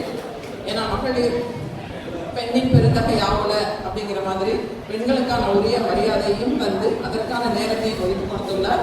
அதை நாங்கள் சிறப்பாக செய்து முடிக்க காத்திருக்கின்றோம். மற்றும் ஒரு சிறப்பாக இன்று நாம் கடன்பட்டார் நெஞ்ச போல் கலங்குகிறது அப்படின்னு சொல்ற மாதிரி அயல்நாட்டிலிருந்து இங்கு வருகை புரிந்து மிக உணர்ச்சி பூர்வமான ஒரு உரையை தந்த ஹைதர் அலி ஐயா அவர்கள் பேச்சை கேட்டதும் உண்மையிலேயே நெஞ்சம் கலங்கத்தான் செய்கின்றது. பசியோடு இருப்பவர்களுக்கு பசியாற்றக்கூடிய அளவுக்கு நாம் ஒவ்வொருவரையும் இறைவன் உயர்த்த வேண்டும், அந்த உழைப்பினை தர வேண்டும் என்பது அவர் கூறியது நாம் நெஞ்சில் மிகவும் ஆழமாக பதிந்துள்ளது. அதற்காக ஒரு சிறப்பு நன்றியை அவருக்கு மனமார்ந்து தெரிவித்திருக்கின்றேன். நன்றி ஐயா. அவர் மீன்பிடிப்பாளராக இருந்து கோடீஸ்வரராக இருந்த எந்த விதமான பந்தாவும் இல்லாமல், நம்மளுடைய பாஷையில் சொல்ல வேண்டுமானால் எந்த விதமான பந்தாவும் இல்லாமல் மிக எளிமையாக தன்னுடைய ஆதங்கத்தை நம்மள் வைத்து சென்றுள்ளார். அதனால் தான் சொன்னேன், நாம் எல்லாம் மற்றவர்களுக்கு உதவி செய்து கடன்பட்டு இருக்கிறோமோ என்ற எண்ணம் இருக்கிறது. அவர் சொன்னது போல் மற்றவர்களுக்கு உதவக்கூடிய நிலைக்கு நாம் உழைப்பால் உயர்வோம் என்று கூறி இந்த அரங்கத்தினை தொடங்குகின்றேன். திருக்குறள் மகளிர் அரங்கத்தில் 3 நாம் அனைவரும் அறிந்ததுதான். திருக்குறள் முப்பால்களை உடையது அறம் பொருள் இன்பம். அறவழியில் பொருளீட்டு இன்பமாக வாழ வேண்டும் என்பதை நாம் அனைவரும் ஓரளவுக்கு அறிந்திருக்கின்றோம். ஏனென்றால் ஐயா அன்வர் பாட்ஷா ஐயா அவர்களுக்கு அறிந்திருப்பதற்கு வாய்ப்புகள் மிகவும் குறைவு என்பதால் ஓரளவு அதை பற்றி நாம் அறிந்திருக்கின்றோம். அந்த வகையில் இன்னும் சில கருத்துக்களை முன்வைப்பதற்காக இந்த மகளிர் அரங்கம் ஏற்பாடு செய்யப்பட்டுள்ளது. இந்த அரங்குக்கு அறம் பற்றியும் பொருள் பற்றியும் இன்பம் பற்றியும் பேசுவதற்காக 3 பேராசிரியர் பெருமக்கள் சிறந்த பேச்சாளர்கள் இவ்வகையில் வீற்றிருக்கின்றனர். அவர்களில் பொருள் பற்றி முதலாவது அறம் என்பது தெரியும். அறப்படப்படுவது யாதனை கேட்பேன் உண்டியும் முறைகளும் அப்படின்னு தான் மணிமேகலை சொல்லியிருக்கு. அதே மாதிரி யசோதர காவியம் ஒரு நூல் இருக்கு. அதுலேயும் ஆக்குவதிலே அறத்தை ஆக்குக. நம்ம ஏதாவது செய்யணும்னு நினைச்சா நல்லதுதான் செய்யணும். போக்குவதிலே வெகுளி போக்குக அப்படின்னு நிறைய அறக்கருத்துக்கள் சொல்லியிருக்கிறாங்க. இது எல்லாமே திருக்குறளை கொண்டு சொல்லக்கூடியதுதான். திருக்குறள் இல்லாத எந்த கருத்துமே கிடையாது. அதனால அறம் என்பது பசியை போக்குறது தான் முதல்ல அப்படிங்கிறது எல்லா நூல்களையும் சொல்லப்பட்டிருக்கிறது. அந்த அறத்தை பற்றியும் எப்போ அறம் பெருக்கும் அப்படின்னா அல்லவை தேய அறம் பெருக்கும், நல்லவை நாடி இனிய சொல்லணும். அல்லவை அப்படின்னா நமக்கு தேவையில்லாத விஷயங்களை விட்டு நல்லதை மட்டும் செஞ்சா அறம் பெருக்கும் அப்படிங்கிற கருத்து தான் முழுமையாக இருக்கும். இதில் 38 அதிகாரம் இருக்கு. இந்த அதிகாரத்தை 4 பிரிச்சிருக்கிறாங்க. இதில் எடுத்து ஆயுர்வேதிலிருந்து வான் சிறப்பு நீத்தார் பெருமை வரைக்கும் பிரிச்சிருக்கிறாங்க. 38 அதிகாரத்தில் இருக்கக்கூடிய அறக்கருத்துக்களை தாங்கள் முன்வைப்பதற்காக சுடர்விழி பௌசியா பானு அவர்களை அன்புடன் அழைக்கின்றேன். என்னுடைய தலைப்பு வள்ளுவர் காட்டும் வாழ்வியல் நெற்களில் மேலோங்கி நிற்பது எது?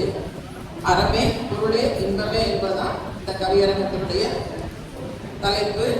அந்த தலைப்பை ஒட்டி சுடர்விழி அவர்களை அறம் என்கிற தலைப்பில் பேசுவதற்கு அன்புடன் அழைக்கின்றேன்.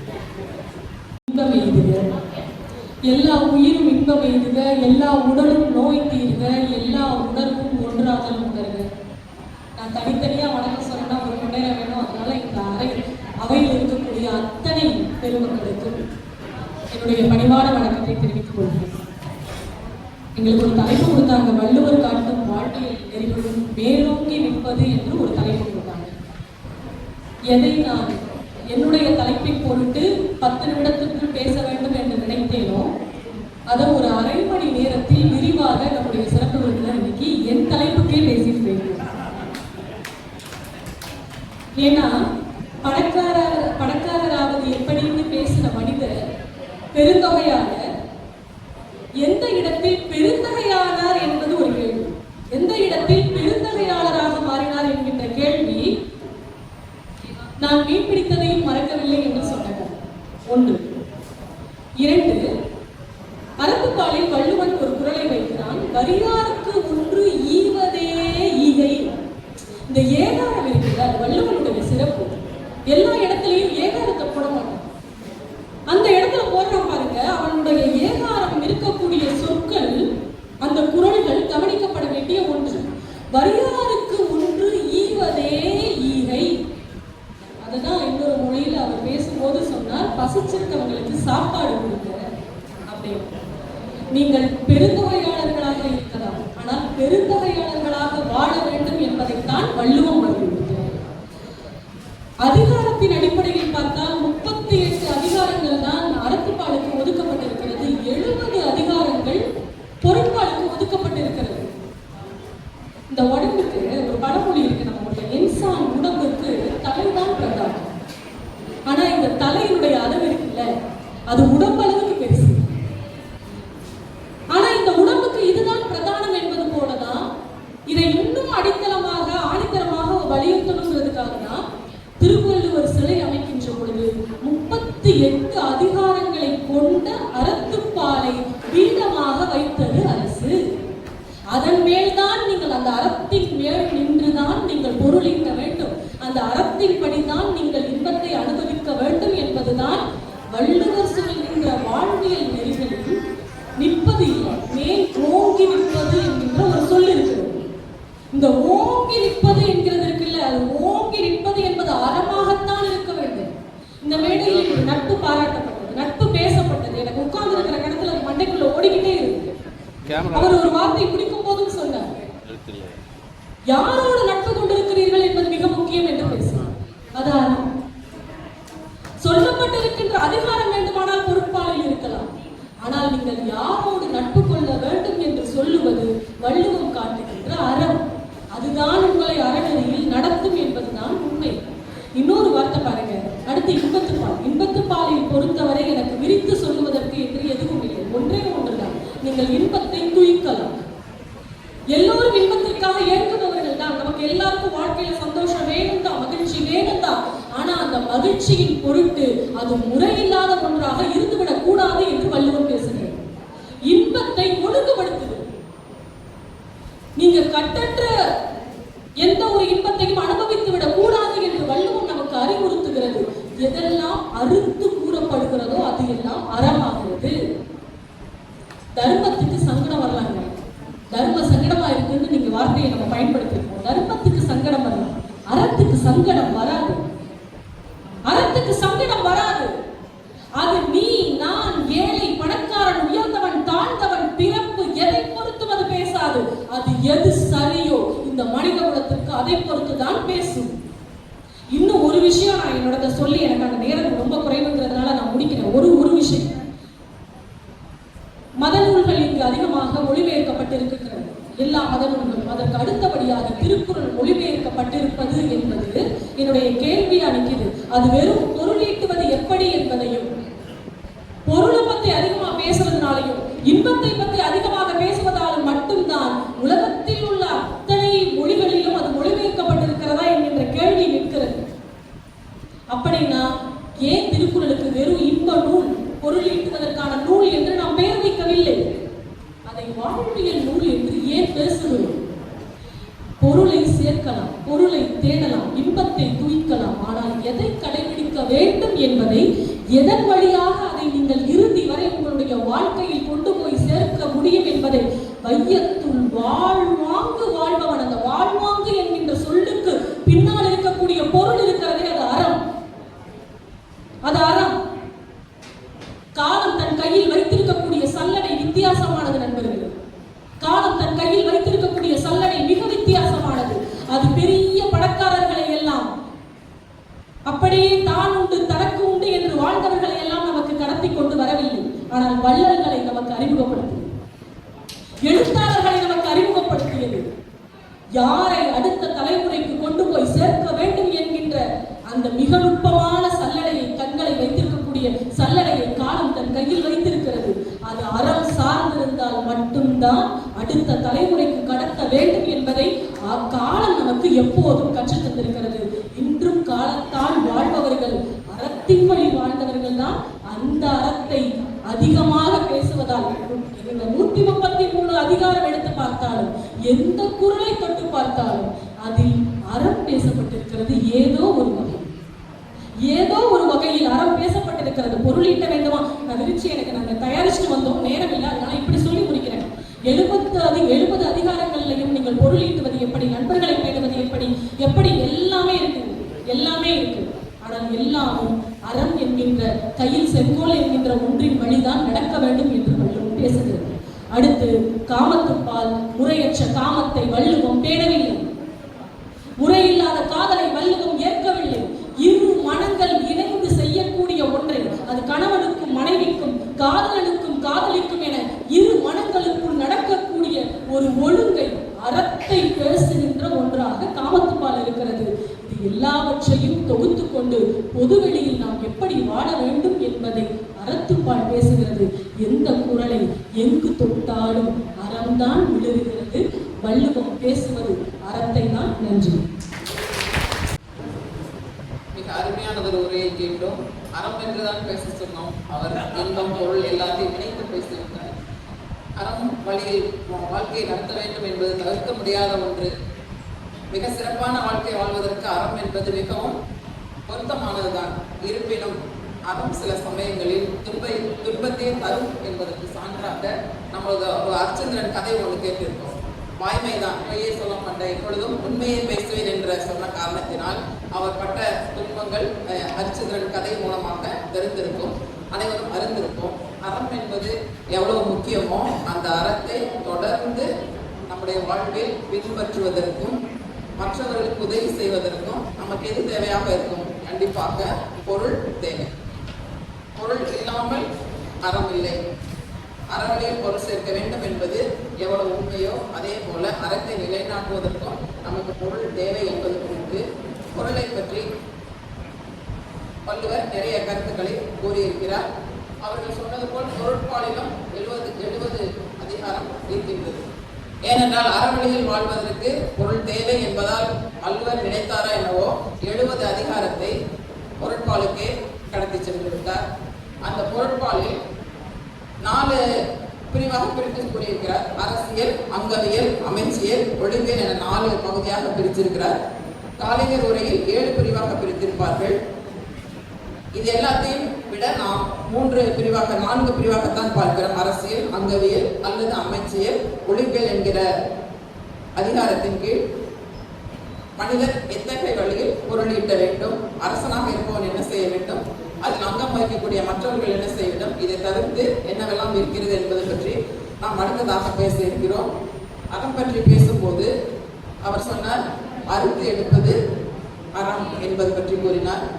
அதே போல நமது சிறப்பு விருந்தினராக இருக்கக்கூடிய ஹைதர் அலி ஐயா கூறிய ஒரு மேற்கோளையும் எடுத்து காட்டினார். எல்லாருடன் பழக வேண்டும், யாரிடம் எப்படி பழக வேண்டும் என்பதையும் குறிப்பிட்டு கூறினார். அதற்கான ஒரு திருக்குறளை இந்த அவையில் முன்வைக்க விளக்கின்றேன். மதிப்புமிகு ஐயா அவர்களும் இந்த குறளை கேட்கும்படி அன்புடன் கேட்டுக்கொள்கிறேன். குணம் நாடி குற்றம் நாடி அவற்றுள் மிகை நாடி மிக்க குழல். ஒருவனை பார்க்கும் பொழுது குணத்தையும் பார்க்க வேண்டும், குற்றத்தையும் பார்க்க வேண்டும்.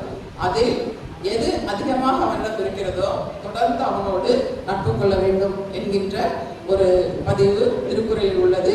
இந்த திருக்குறளை என்னிடம் பயிலக்கூடிய அனைத்து மாணவிகளுக்கும் குறிப்பிட்டு சொல்லுவேன்.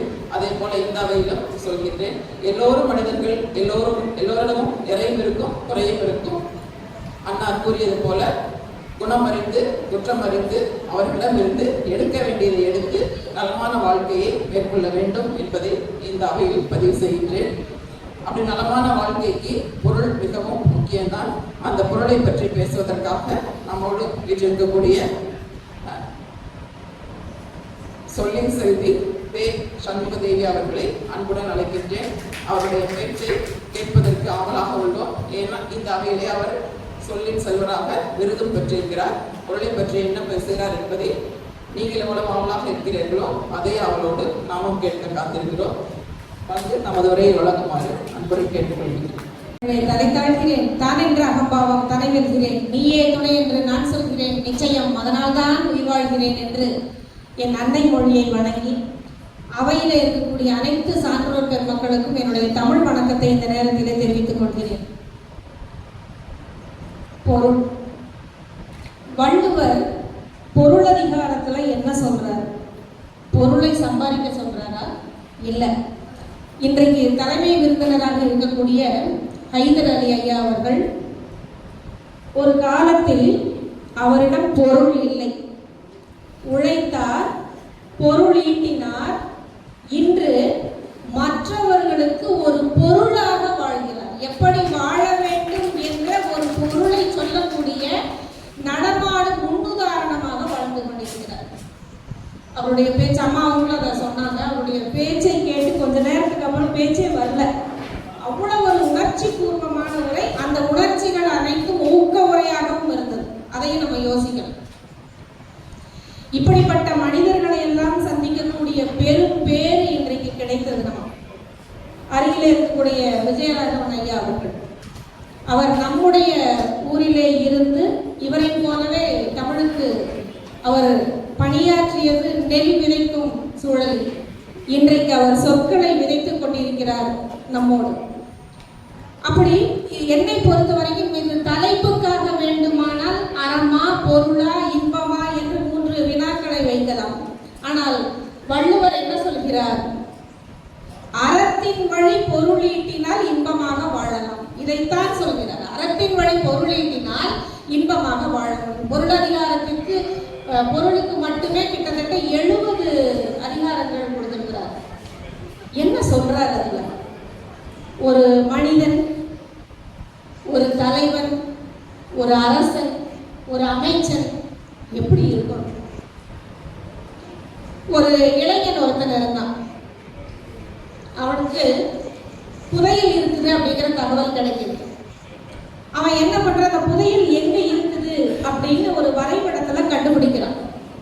ஒரு மலை உச்சியில புதையல் இருப்பதாக அவனுக்கு அந்த வரைபடம் காட்டுது. அதை தேடி அந்த மலையில ஏற ஆரம்பிக்கிறான். கொஞ்சம் ஏறும்போது ஒரு அழகான கற்கள் ஜொலிச்சுட்டு இருக்கிற ஒரு மலையை பார்க்கிறான். அவனுக்கு ஆசை, இவன் எண்ணி வந்தது மலை உச்சியில் இருக்கக்கூடிய புதையலை எடுக்க. ஆனா இவனுக்கு அந்த ஜொலிக்கிற கற்களை பார்க்கும்போது அந்த கற்கள் அப்படி கொஞ்சம் தான் கொண்டு வந்த பையிலிருந்து அந்த மலையிலிருந்து கற்களை எப்படி எடுத்து போட்டுக்கிறான். இன்னும் கொஞ்சம் தூரம் போறான், ஒரு மலை இதே மாதிரி கற்கள் இருக்குது. இப்படி ஒரு 4-5 மலைகள் கடந்து போறான்.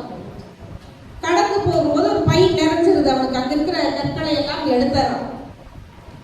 இப்ப இவன் எண்ணி வந்தது மலை உச்சியில் இருக்கக்கூடிய புதையலை. இவனுடைய மனசு மாறிடுது. இதுதான் பை நிறைஞ்சு போச்சு, எதுக்கு இன்னும் நம்ம அவ்வளவு தூரம் போய் கஷ்டப்படணும், போதும் இதுவே அப்படின்னு இறங்கி வர்றான். அவனுடைய மனசு கணக்கு போடுது. பை நிறைய இருக்கக்கூடிய கற்களை எல்லாம் கொண்டு போய் கொடுத்தா நமக்கு ஒரு தொகை கிடைக்கும் அப்படின்னு ஒரு வைர வியாபாரி கிட்ட போறான்.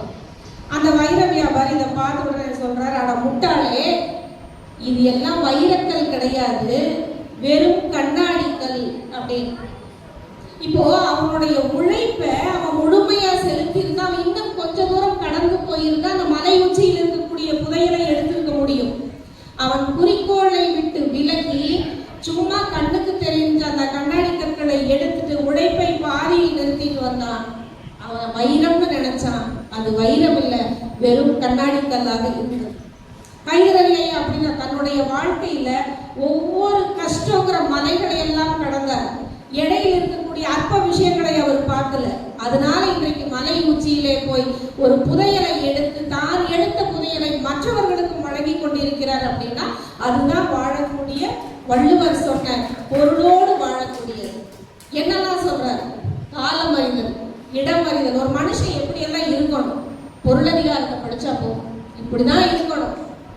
வள்ளுவர் அவருடைய அந்த குறட்பாக்களை எல்லாம் படிக்கும் போது நமக்கு தெரியும், சில குறட்பாக்களை அறிவுரை மாதிரி சொல்லுவார், சில குறட்பாக்களை திட்டுவார், அறிவு கட்டவன இப்படி இல்லைன்னா இப்படி ஆயிரம்.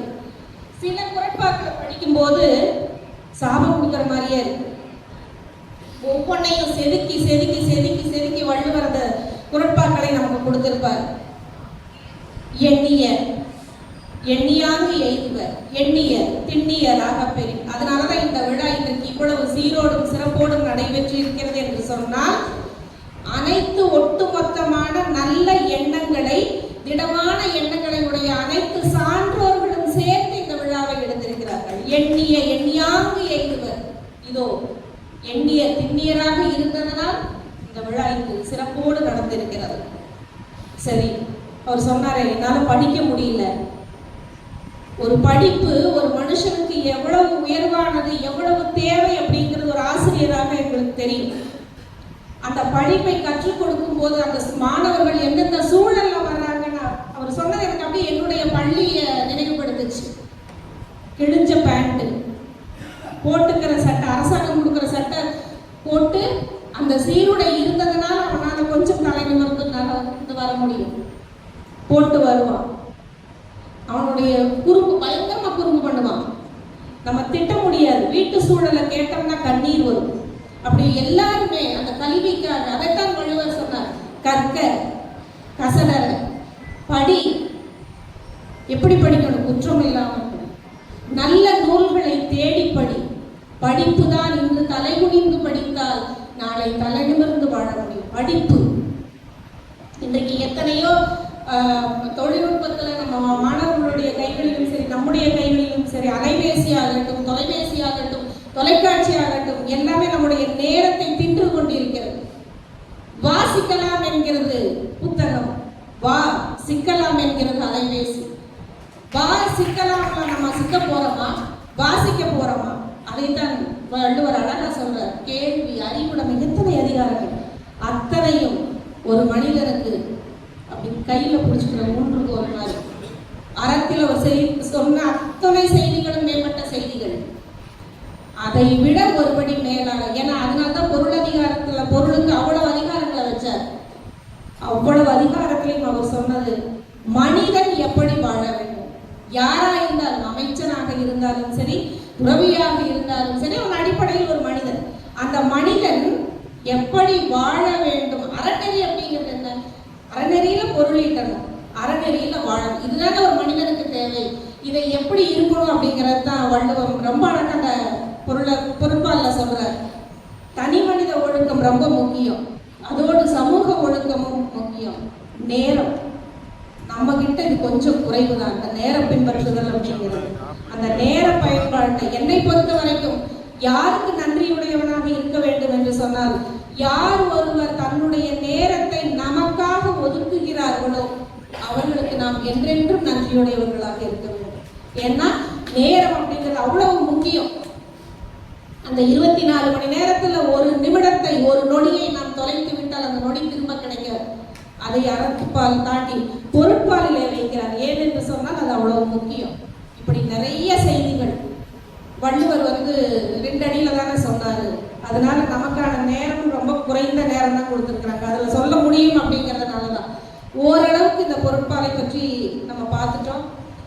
வள்ளுவத்தையும் நம்முடைய ஐயா அவர்கள் சொன்னது போல நம்முடைய ஒரு வேத நூலாக எடுத்துக்கொண்டு படித்ததோடு நின்று விடாமல் அதன் வழி நடக்கவும் முயற்சிக்க வேண்டும். நம்முடைய செயல்முறைகள் செம்மையானால் செயல்கள் யாவும் வெற்றியாகும்.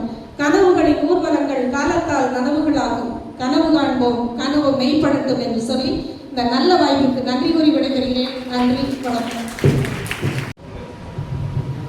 சொல்லின் செல்வர் விருது வாங்கியவர் மிகவும் சிறப்பாகவே பேசினார். சொல்லாடலையும் நிகழ்த்தி காட்டினார்.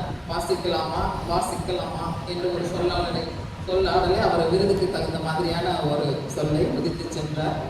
அருமையாக ஒரு கதையும் கூறினார். கல்லா வைரக்கல்லா என்ற ஒரு கதையும் நம்மிடையே எடுத்து வைத்தார். கேட்பதற்கு மிகவும் இனிமையாக இருந்தது. வள்ளுவரும் அதை கூறி சென்றிருக்கிறார். ஒரு திருக்குறள், செய்தக்க அல்ல செய்யக்கெடும், செய்தக்க செய்யாமையாலும் கெடும். செய்யாத செயலை, செய்ய வேண்டிய செயலை செய்யாமல் போனாலும் கெடுவோம், செய்யக்கூடாத செயலை செய்தாலும் கெடுவோம் என்பதுதான் அந்த அவர் சொன்ன கதைக்கு இந்த குறள் மிக பொருத்தமாக இருக்கும் என்று நினைக்கின்றேன். திருக்குறள் மிகவும் அருமையானது. தேனை போன்று சின்ன சின்ன சொற்களாக இருந்தாலும் ஒவ்வொரு சொல்லிலும் மிகுந்த ஆழமான கருத்துக்களை உடையது. நமது திருக்குறள் அன்வர் பாட்ஷா ஐயா அவர்கள் ஒரு சொல்லையே 1 மணி நேரம் என ஒரு நாள் கூட பேசுவதற்குரிய கருத்துக்களை தமிழிலே அடக்கி வைத்திருக்கின்றார். அந்த தேன்கூட்டிலிருந்து ஒரு சிறு துளி என்ன ஒரு நுண்ணிய அளவு நாம் பேசுவதற்கு இன்னும் பல பயிற்சி எடுக்க வேண்டும் என்பது அவர் பேச்சை கேட்டு தெரிந்து கொள்ளலாம். அதுக்கு அடுத்ததாக பொருளை பற்றி பேசினார். நிச்சயமாக பொருள் தேவைதான். அந்த பொருளை நேரிய வழியில் சேர்க்க வேண்டும் என்பதையும் கோரினார். அதுக்கும் ஒரு திருக்குறள் உண்டு. அடுக்கிய கோடி பெறினும், இப்படி அடுக்கிய கோடி பெறினும் குடி பிறந்தா குன்றுவது செய்வதில்லை.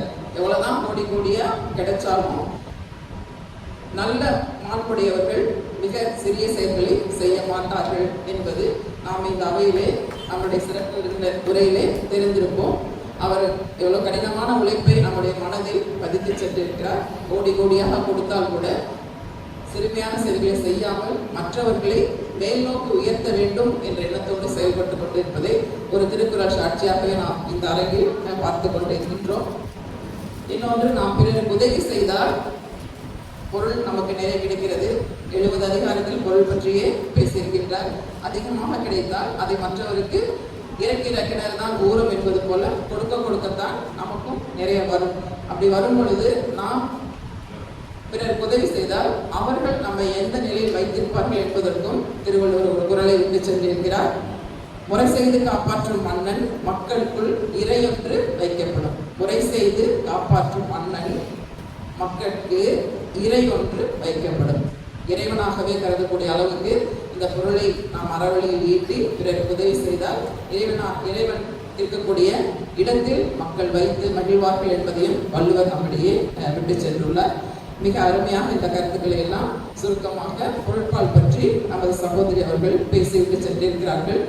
பொருளில்லாருக்கு இவ்வுலகம் இல்லை, அருளில்லாருக்கு அவ்வுலகம் இல்லை என்பதை நாம் அறிந்திருக்கின்றோம்.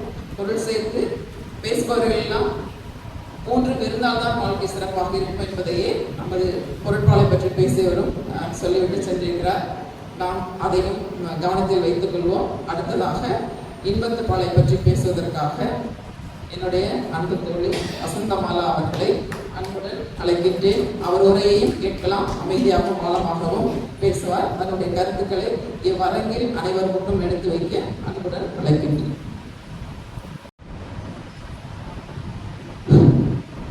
செந்தமிழே, செங்கரும்பே, செந்தமிழர் சீர்காக்கும் நந்தா விளக்கணைய நாயகியே, முந்தை மொழிக்கெல்லாம் மூத்தவளே, மூவேந்தரன்பே, எழில் மகவே, எந்தம் உயிர் தமிழே, தாயே, உன்னை வணங்கி மகிழ்கின்றேன். மற்றெனக்கின்றி நின்று பாதமே மனம் பாவித்தேன். பெற்றலும் பிறந்தேன், இனி பிறவாத தன்மையும் வந்து எய்தினேன். கற்றவர் தொழுதேற்றும் சீர்கரையூரில் பாண்டி கொடுமுடி நற்றவா உனை நான் மறக்கினும் சொல்லும் நான் நமச்சிவாயவே. அகர முதலை எழுத்தெல்லாம் ஆதி பகவன் முதற்றே உலகு. அவையில் வீற்றிருக்கக்கூடிய சான்றோர் பெருமக்கள் அத்துணை நல்லுள்ளங்களுக்கும் எனது அன்பான வணக்கங்களை உரித்தாக்கிக் கொள்கின்றேன். எனது மதிய வணக்கங்களை உரித்தாக்கிக் கொள்கின்றேன். மேடையிலே வீற்றிருக்கக்கூடிய நம்முடைய சிறப்பு விருந்தினர் ஐயா அவர்கள் முயற்சி திருவினையாக்கும், முயற்சி இன்மை புகுத்திவிடும் என்கின்ற அந்த வள்ளுவரின் வாக்குக்கு இலக்கணமாக வாழ்ந்து காட்டியிருக்கிறார்கள். மிகச் சிறந்ததொரு ஆகச் சிறந்ததொரு நல்ல ஊக்க உரையை அவர்கள் சிறப்புரையாக நமக்கு தந்து விட்டு அமர்ந்திருக்கிறார்கள். அவர்களை எல்லாம் வளர்ந்து வரக்கூடிய பிள்ளைகள் உதாரணமாக எடுத்துக்கொண்டு தங்களுடைய வாழ்வியலை அமைத்துக் கொண்டால் சிறப்பாக இருக்கும் என்று கருதி ஐயா அவர்களுடைய உழைப்பும் அவருடைய எளிமையும் அவருடைய அணுகுமுறையையும் அன்போடு பாராட்டி என்னுடைய இந்த பேச்சை நான் துவங்குகிறேன். என்ன பேசுறதுன்னு தெரியலைங்க. ஏன்னா நான் எப்பவுமே அறம் பேசுவேன். என் பேரு அறம்பாடி. நான் ரொம்ப அறம் பேசுவேன். ஏற்கனவே ஒரு குழந்தை அறம் பேசுறேன்னு கேட்டதுனால அந்த தலைப்பு கொடுத்துட்டாங்க. அப்புறம் பொருள் எனக்கு கொஞ்சம் பிடிக்கும், சரி இதை விட்டு அதுக்கு போலான்னு நினைச்சேன்.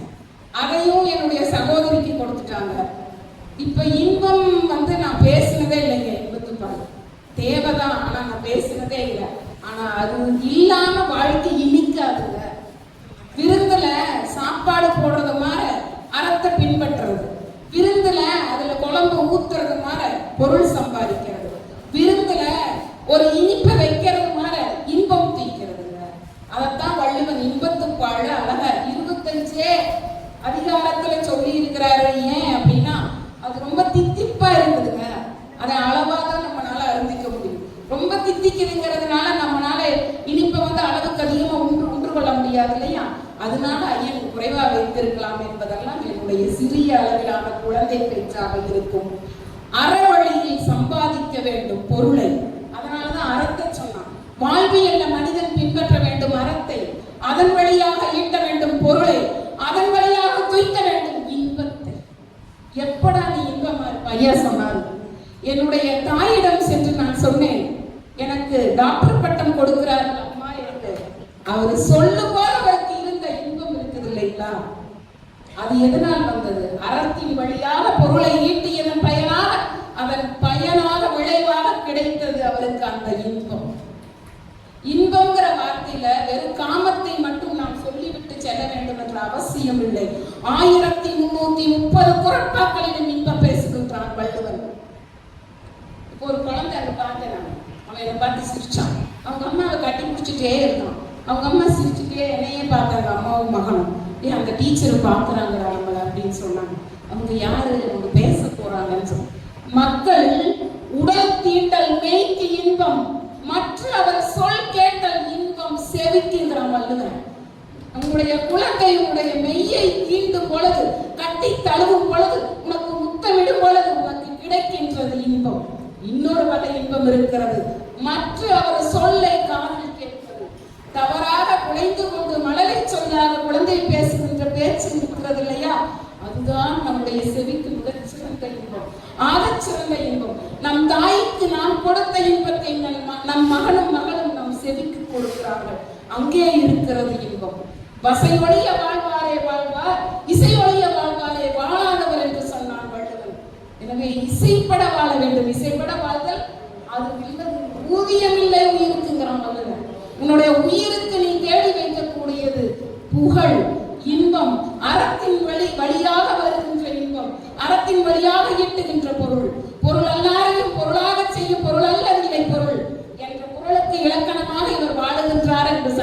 பெரியவர்கள் சொல்லிச்சிருக்கிறார்கள். உண்மைதான். அத்தனை அறத்தாலும் பாடுபட்டு சம்பாதித்த பொருளாலும் அவர் சம்பாதித்தது என்ன தெரியுமா?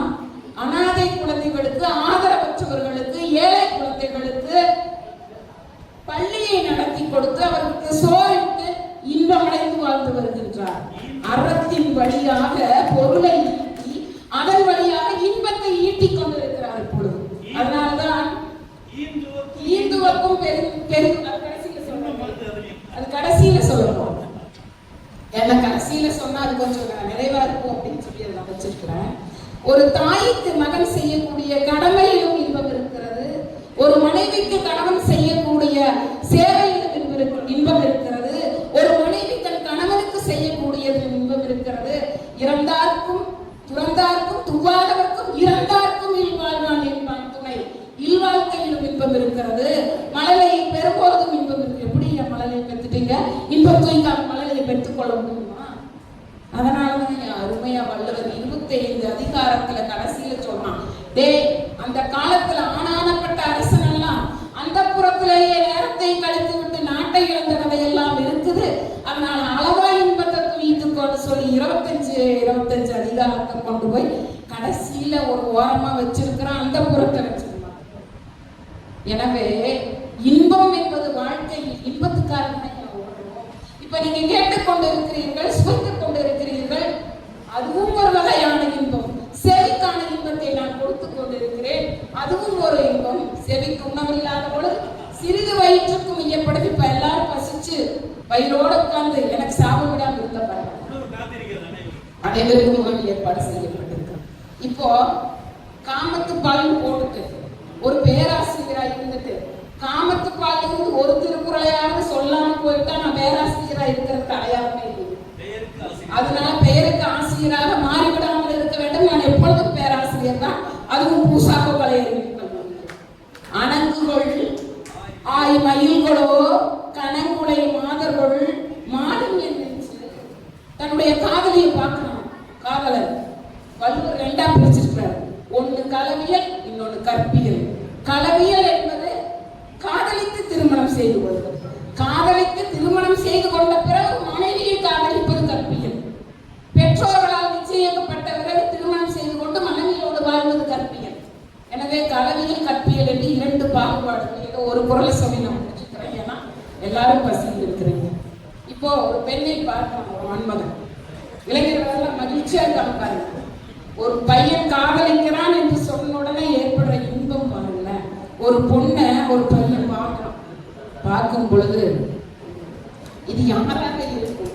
அணங்குகள் இது என்னது தெய்வமாக இருக்குமோ? மயிலின் சாயலோட இருக்கிறாளே, பார்த்தால் ஒரு மயிலாக இருப்பாளோ, மானாக இருப்பாளோ, யாராக இருப்பாளோ என்று மனம் குழம்புகிறதாம். அந்த வகையிலே தன்னுடைய காதலியை பார்த்து அவன் காதலிக்கிறான். அதைத்தான் இங்க சொல்றாங்க. அதை விட்டுருங்க. இந்த ஒரு குரல் வந்து போன நம்முடைய தாத்தா காலத்திலையும் இது நடந்துச்சு. ஏன்னா நான் சங்கீதத்தை படிக்கிறேன். அதுக்கடுத்தது நம்ம அப்பா காலத்திலையும் நடந்துச்சு.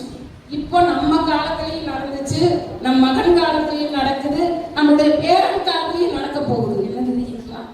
யான் நோக்குங்கால் நிலம் நோக்கும், யான் நோக்காக்கால் தான் நோக்கி வெள்ள நகும். இப்போ காதலியை பார்க்கணும். காதல் ஒரு புறத்துல இருந்து ஒரு புறம் பார்க்கணும். அப்படியே நீங்க வந்து கிரியேட் பண்ணிக்கோங்க. பஸ் ஸ்டாண்ட்ல நிற்கிறான், இல்ல காருக்காக வெயிட் பண்றான், எங்கேயோ பார்க்கறான். பார்க்கும் பொழுது அப்படியே நேரம் பார்க்கறான். பெண்ணுக்கு எப்பொழுதுமே நாணம் இருக்கும் இல்லையா? பார்க்கும் பொழுது இவனுடைய பார்வையை எதிர்கொள்ள முடியாமல் யான் நோக்குங்கள் நான் பார்க்கும் பொழுது அவள் என்ன செய்வா? நிலம் நோக்குவாள். அவள் கீழே குடிச்சு நிலத்தை பார்க்க மாதிரியே நடிப்பா. யான் நோக்காக்காள், நான் பார்க்காம இந்த பக்கம் திரும்பிட்டேன்னு வச்சுக்கோங்களேன், அவ அப்படியே மெதுவா என்னை பார்த்து மனசுக்குள்ள சிரிச்சுக்குவா. அதுதான் யான் நோக்குங்கால் நில நோக்கும், யான் நோக்காக்கால் தான் நோக்கி மெல்ல நகும். நான் பார்த்துட்டு போனாலும் பார்க்காம போனாலும் பார்த்துக்கிட்டே தான் இருப்பேன். சினிமா பாட்டு எங்க வந்துச்சு? ஐயன் வள்ளுவனுடைய இன்பத்து பாலிருந்து எடுக்கப்பட்டதான சினிமா பாடல்கள் எல்லாமே. இப்படியாக அடுத்தது ஒண்ணு என்னன்னா, கண்ணோடு கண்ணினை நோக்குவோக்கின் வாய் சொற்களால் என்ன பயனும் இல்லைன்னு ஒரு குரல் இருக்கு. இதை மட்டும் சொல்லி முடிச்சாங்க. ஏன்னா கம்பராமாயணத்துல கம்பன் ரொம்ப அழகா கையாண்டிருக்காங்க.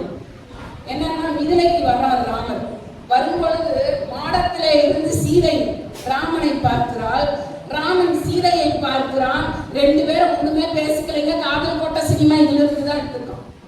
2 பேரும் ஒண்ணுமே பேசிக்கல. ஆனால் ராமன் அவளை பார்த்த பார்வை, சீதை அவனை பார்த்த பார்வை, அண்ணலும் நோக்கினாள் அவளும் நோக்கினாள், அவ்வளவுதான். உள்ள வந்தாரு, வீட்டுல உடைச்சாரு, மாலையை போட்டாரு, கல்யாணம் பண்ணாரு, போயிட்டாரு. அந்த பார்வைக்கு இருக்கின்ற சக்தி வேற எதுக்குமே இல்லைன்னு வள்ளுவன் சொல்றான். இது இன்பத்துப்பால் இருந்து ஏதாவது சொல்லிட்டு தான் போகணும் அப்படிங்கிறதுனால நான் சொன்னேன். உண்மையிலுமே நான் சொல்றேன், இந்த அரங்கத்தில் வைக்கப்பட்டிருக்கக்கூடிய இந்த தலைப்பிலே வள்ளுவன் அதிகமாக அறத்தை பேசுகிறானா, பொருளை பேசுகிறானா, இன்பத்தை பேசுகிறானா என்று சொன்னால், அறத்தின் வழியாக பொருளை ஈட்டி அந்த பொருளின் வழியாக இன்பத்தை எய்தி இந்த இன்பத்தை எல்லாம் விட்டு வீடு வேற்றை அடைய வேண்டும் என்பதுதான் வள்ளுவனுடைய நோக்கம். அதைத்தான் ஐயா பேசும்போது சொன்னார், பிறவி பெருங்கடல் நீந்துவன் நீந்தான் இறைவனடி சேராதான். கட்டாயமாக உங்களுடைய குழந்தைகளுக்கு ஆன்மீகத்தை கற்றுக் கொடுங்கள். அவர்கள் கெட்டு போக மாட்டார்கள், அவர்களுடைய வழி மாறி போகாது என்று அவர்கள் அழகாக பதிவு செய்யும்போது சொன்னார்கள். அந்த வள்ளுவரின் வார்த்தை எல்லாம் எனக்கு தெரியாது, எனக்கு தெரிஞ்ச தமிழிலேயே நான் சொல்கிறேன் என்று சொன்னார்கள். அதற்கான திருக்குறள் இதுதான் ஐயா. பிறவி பெருங்கடல், இந்த பிறவியாகிய பெருங்கடல் கடலில் பக்குவம் தான் வள்ளுவன். பக்குவம் என்று சொல்வார் பரிமேலவர். இந்த பிறவியாகிய பெருங்கடலை நீட்டி செல்வதற்கு போய் பிடிச்சுக்கோங்க யாருடைய காலை, இறைவனுடைய காலை பற்றி கொள்ளுங்கள், அப்பொழுதுதான் உங்களுக்கு பிறவி பிணி நீங்கும் என்று சொல்லி ஐயன் வள்ளுவன் அறம் பொருள் இன்பம் 3ஐயும் பின்பற்றி வீடு அடைய வேண்டும் என்று சொல்லி இருக்கிறார் என்று சொல்லி அன்வர் பாட்சா ஐயா அவர்களுக்கு இந்த திருக்குறள் ஆய்வு காலத்தை பற்றி ரொம்ப பேசணும்னு நினைச்சிருக்கிறேன். இல்ல, மிக சரியாக அழகாக 50வது பொன்விழாவிற்கு அழைத்து வந்திருக்கிறார்கள். ஒரு தேரை எடுத்து நிறுத்துவது பெருசல்ல, அந்த தேரை ஓட்டி வந்து சரியான இடத்துல நிறுத்துவதுதான் பெருசு. அந்த செயலை ஐயா அவர்கள் செய்திருக்கிறார்கள். 50 ஆண்டு காலம் என்பது மிகச்சிறிய கால அளவு அல்ல. ஒரு மனிதனுடைய வாழ்க்கையின் ஆயுளிலே பாதி காலத்தை வள்ளுவனுடைய பொருளுக்காக அவர்கள் செலவழித்திருக்கிறார்கள். அவர்களுக்கு இன்று பிறந்த நாள், இனிய பிறந்த நாள் வாழ்த்துக்கள். வாழ்வு வளமுடன் ஐயா. உங்களுக்கு நீண்ட ஆயுளும் ஆரோக்கியமும் நன் மனைவி மக்களும் உங்களுக்கு கிடைத்திருக்கிறார்கள். இங்கே பார்த்தால் அவருடைய மகன் வேலை செய்கிறார், அவருடைய மகள் வேலை செய்கிறார்.